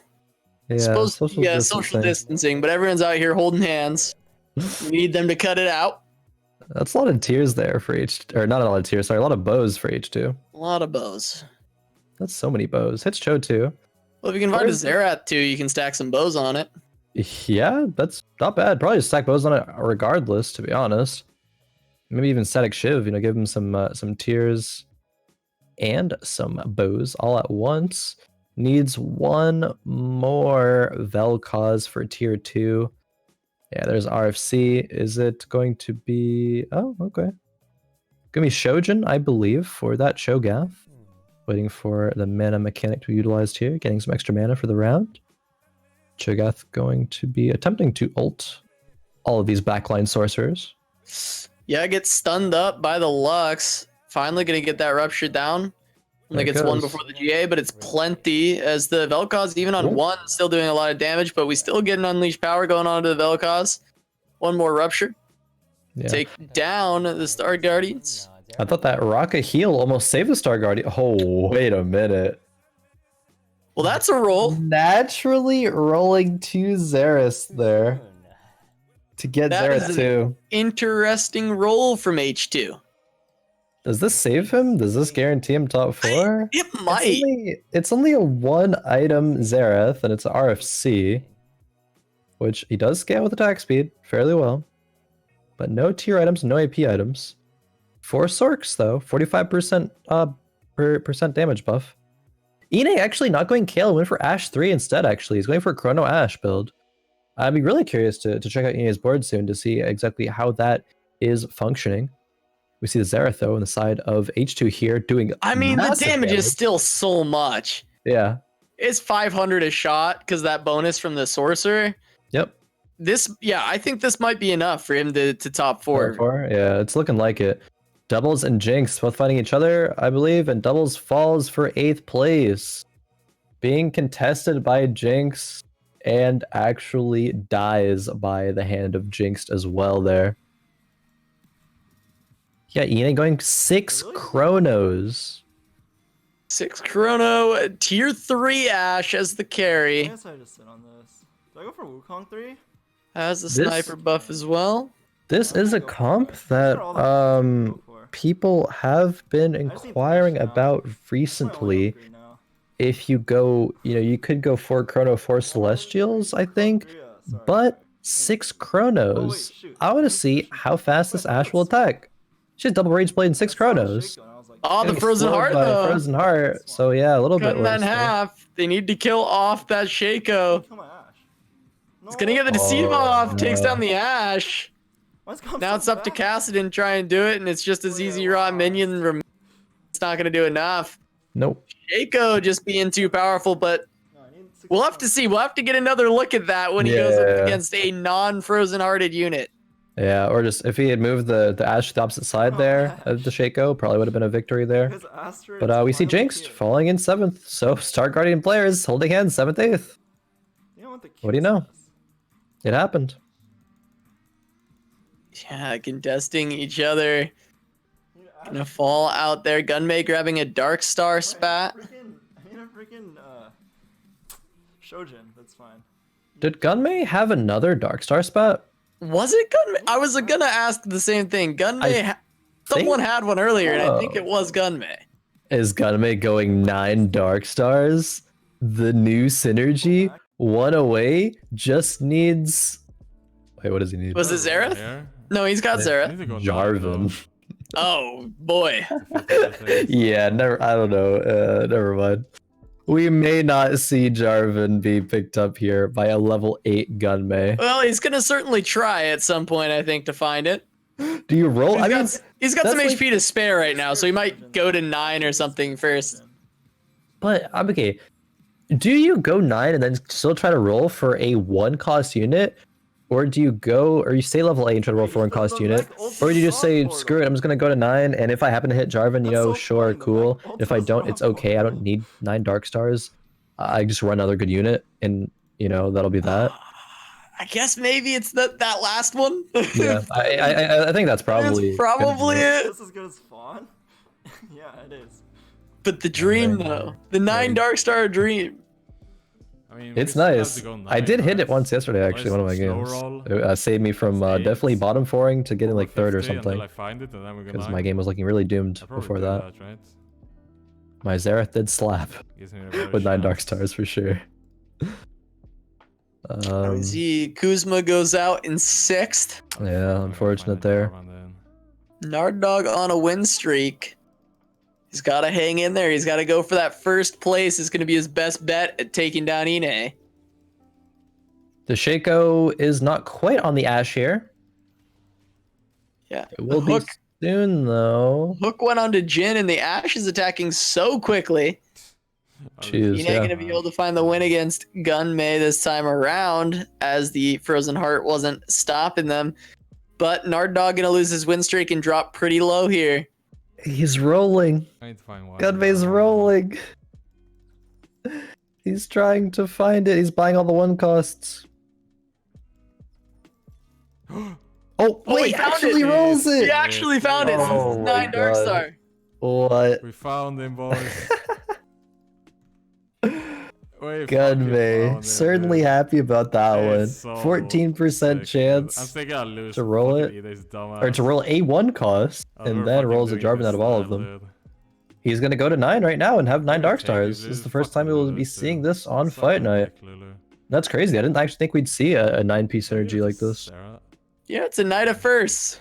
Yeah, we saw Zareth 3. Now we see 9 Dark Let's Stars. go. He probably levels up next turn. Nope, this turn. Just says screw it. It's so good, dude. I probably would have waited What- one what- turn, honestly, but Yeah, I guess he's still looking for. He still wants to have some money because he wants to find this Zareth 2, and Zareth then 2. perhaps Shaco Let's 3 or go, Jin bro. 3. Hell, maybe he'll even go for the H2 route and go Zareth 3. Goes Zareth 3. Shake a bit. I mean, he's 64 HP right now. He's kind of chilling. I'm disappointed. 9 Dark Stars. Let's see this. Yeah, we have to wait for a few units to die to see the true value. That's a Jinx 3, but it gets Yeah, they one are. shot by Oh Shaco. my god, the Shaco. Shaco and Jin doing 17k damage each. in a couple blinks of an eye. Man, that buff is massive. From H2? H2. Beastie going to 11 HP here. H2 on 14. There's some Shakos. Oh, He's just rolling. Jarvan 2 power spike. Finds a Jarvan on Another 9. Jarvan. Oh, Unlikely to hit. Wait. Oh, there it is. Jarvan 2! This game is so fucking dumb, dude. What? Fuck this, then. It's Okay. such a negligible thing to happen at this point that the second 2 Jarvans, the first one, of course, mattered a lot. Yeah, it's like, sure, you hit But, one. like- Great, that's all you need. Goes to like- 9 and hits 2 Jarvans in like 2 rolls. Like, Jarvan 2 is, I mean, great. No, Yeah, it but... doesn't really do much. It's just like, Boom. it happened. That's crazy. Oh my god, this Shit going, damage man. is so gross. Where are the They units do going? so much. They just disappear. These units are just actually getting sent into the Shadow Realm. Beastie going going fifth? down in 5th, H2 in 4th, Inay Oh, Top 3, he did still it. alive in top 3. I think that's all he needed. Yeah. I think night of first, another first being Inay's first fight night victory.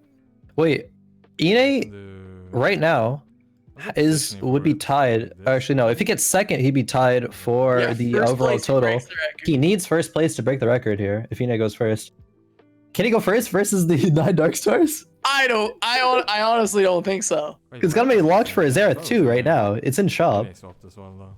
Inay with the Ashe carry. I mean, it's good.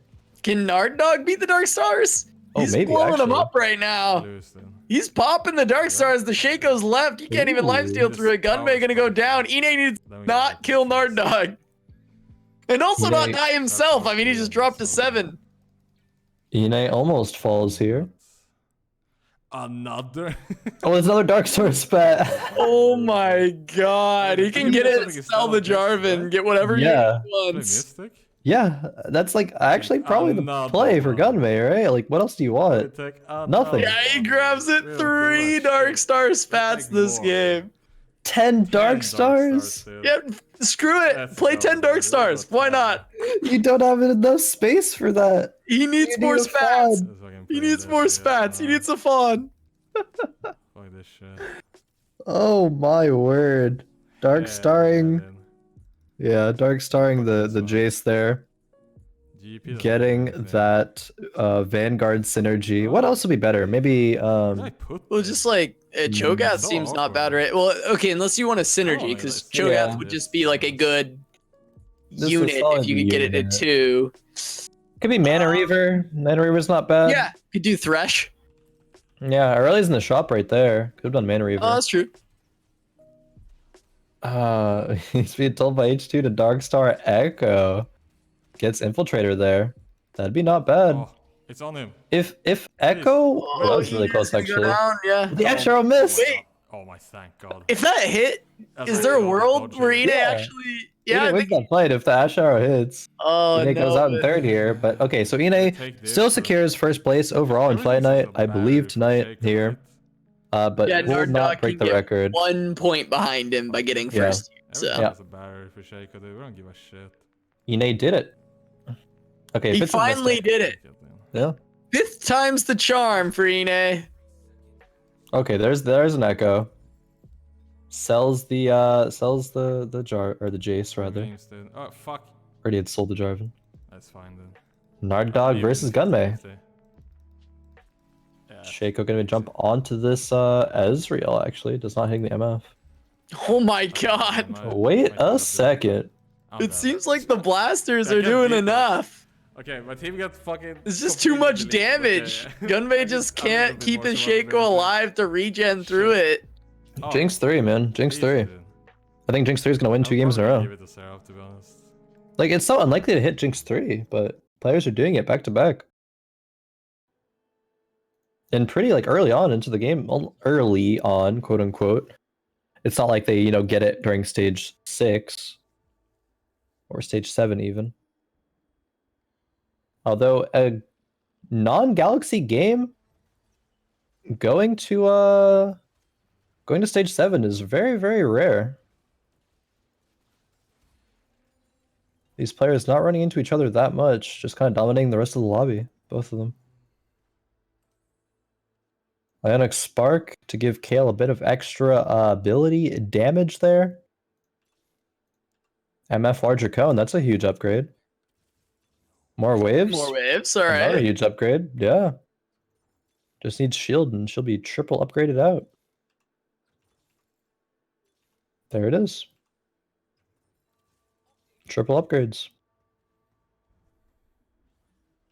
Jinx being moved to close to the top right here. Shaco going to jump onto the MF. Yep, she'll get her shield up in it. Or she won't. Gonna No. disappear instantly.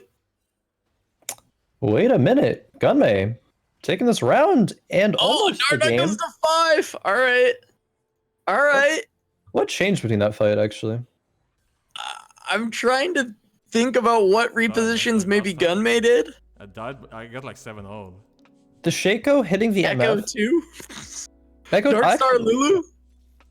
Dark Star Lulu. I think Lulu was already in the other fight that he lost for the Mystics. I mean, Echo 2 is definitely solid. The Shaco one-shotting the MF and the Jinx positioning, she like didn't pop off. She didn't get to really do much that round. Gunmay keeping the Shaco here. Shaco gonna jump onto the MF again. Can Jinx do it though? Can Jinx reset? Yeah, she does. Okay. When Jinx resets initially, she just destroys everything. It's She just blows up the entire board, and Gunmay is gonna go That's game, down yeah. here. Nard Dog gonna take the game, but he's gonna come 1 point short of taking down Inay tonight. So our champion for this week's Fight Night Rising is Inay. After 5 tries, he finally gets it. Still another night of Inay going top 4 every single game. He has been dominant in Fight Night over the past 5 weeks, even though he had yet to get a first place until now. But congratulations to him on finally picking that one up. definitely huge congrats to Inay for finally picking up the victory. Nard Dog came so close, man. 1 point away. He played really well tonight. Yeah. Like, it's hard to outplace Inay, and players have one player has been doing it each of these weeks, but Nard Dog unfortunately is a little bit short here. And man, there's a huge point gap between Inay, Nard Dog, and then third place. But Gunmay manages to snag that third place position to get 33 points. Those 2 second place games really paying dividends there. And so those 3 we will see next week: Inay, Nard Dog, and Gunmay. And Doublezzzz rounds out our top 4 here. I don't believe Doublezzzz is actually top 4 too much in Fight Night, but he gets one here. Won't be invited back for next week, unfortunately, but not bad. Still gets $25 there. All right, we're trying to get an interview here, see if we are able to do so shortly, but a little bit up in the air right now. But man, these games, this patch, we've seen a lot of exciting stuff, I would say, here tonight. We kind of see Star Guardians being the meme mech of last set. You hold hands, you go 7-8. Yeah, but if you have it solo, I mean, we saw Doublezzzz get a 3rd and a 2nd place with it tonight, so it does seem to be rather powerful. But we will be getting even more action on this patch coming up the start of next week with the Giant Slayer series. Yep. So that'll be dope as well. You'll be playing in that yet again. I will be indeed. Only played 1 lobby so far, but next week I'll have some chance to play to get some more points here. A lot of players already played at least 2 matches here. But yeah, Milk leading the pack here. Milk being that meme mech. Will he continue to mech though? Will he pivot into that Star Guardians or something like that? But yeah, that will be up again this Monday and Tuesday. Have some more matches there, of course, casted by Doa and Frodan. Think we have an interview with Inay coming up soon here.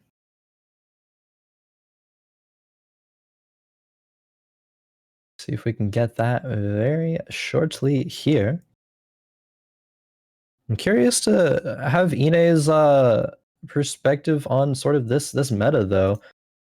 If he's made any sort of conclusions for the first couple days of this patch here. Oh, hello, Inay. Congratulations on getting first place tonight. We've seen you here for 5 weeks, but finally you've gotten your first place. Oh, yes, it's a first. Thank you. It's a first. It's a first. Yeah, do you know how much like if you were to guess your top 4 rate for competing in Fight Night here, what would you guess your top 4 rate is?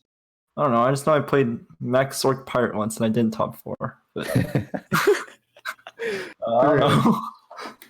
I think it's near or above 80%, I believe, of top 4ing. That's pog. That's pretty pog. That's pretty good stuff there. So I wanted to get your initial impressions of this patch here at 10.8. I know there are some things that are still like pretty similar. Star Guardians seem to be very good. Mechs are still okay. Dark Stars very strong, but you seem to take a different approach. You seem to be opting for Kale compositions with Kale Chrono, and we saw 6 Chrono Ash in that last game there. What are your thoughts on I'm a for fun streamer. So don't play the comps I play. Just play Dark Stars. So you think Dark Stars are the strongest right now? Dark Stars or Star Guardians. They're best comps. Yeah. I'm just a fun streamer. Yeah. More fun streamer, but taking the for fun route and winning Fight Night with it. So not too bad of an approach here. Yeah. Yeah. I don't know. Chat always spams Chrono Ash. Like they just spam Chrono Ash in all caps repeatedly. So I decided to play it. But yeah, it's not actually good. I guess chat just with 400 IQ gonna get the victory. Chrono Ash been the key to success tonight. In general, though, I mean, for fun streamer, but 5 back-to-back fight nights where you've top 3'd, and then this time around finally getting the win. I mean, how does it feel to finally take the win after 5 consecutive fight nights where you were kind of robbed a couple of times from getting the first place? It feels pretty good. Yeah. Also, like, I don't know. I wasn't having a good time with this patch earlier, so this feels kind of good. But yeah. Yeah, no, definitely. It's always a bit of a struggle to get used to a patch in the beginning, but it seems as though this is a strong lobby. A lot of good players here, but able to come out on top. Players who have done very well before have kind of not really done quite as well this patch so far. But again, it is new, and there's a lot of things to still discover. I think there are still compositions that are out there that are very, I guess, more less known, that could pop up here even by next week. I don't know. I feel like Dark Stars are pretty broken. Dark Stars are good. Dark Stars are good. Actually, Xerath. How do you feel about Xerath? Think he's good? Trash? Situational? Xerath is a Dark Star. So he's good. So he's good. I don't think Xerath actually does anything. He's a Dark Star. Play him instead of Jarvan. True. Jarvan doesn't do anything. Oh, and you get Sork. Sork's good. Yeah. Does give you 2 Sork with that Lux as well. Which, a lot of things scale off of Sork. Yeah, everything scales a little bit off of that AP. Yeah, everything. Like, especially Shaco. Shaco's 1v9. Definitely. Yeah. But I saw, what's his name? Jinxed JK played 6 1-star Dark Stars and win streak the entire stage 3 and 4. Yeah, we were looking at that. Yeah, we talked about that. Yeah. It's actually insane. It's not balanced. Those fights were very, very close. Like he was winning by 1 or 2 units per fight, but I mean, they were wins regardless. And that's how Dark Star works. You intel 5 units and Shaco kills all the units. So that's why you always win. Yeah. It's been a pleasure having you, Inay. Congratulations again on your victory here. Thank you. Yeah, do you have any final words, any shout outs, anything? Not really, but yeah, thanks for having me. You're very, very welcome, Inay. Good luck to you on the rest of this patch and next week here on Fight Night. All right, that will do it here for us tonight at Fight Night Rising. Oh man, Dark Stars. I guess that's just what you take out of it. It's Dark Stars. This is the patch of that. Stars, man. Play Dark Stars. Yeah. Just play Dark Stars. Came today being like, hey, I think that's pretty good, Cass. Those is Star Guardians, but man, Dark Stars. Just Dark Stars, man. We saw H2 get Xerath 3 today, like. Bro, that was insane. He had Xerath 3. Wild. What a gamer. Well, yeah, that'll be it for us tonight here. It's been a lot of fun casting. Casanova, take us out here. Bro, make sure you guys drop by and check out Giant Slayer series action on this patch. It's been a wild night. Congrats to Inay, congrats to Nardog, congrats to Gunmay. Sorry, I just blanked. But we'll catch you guys next week. Peace out.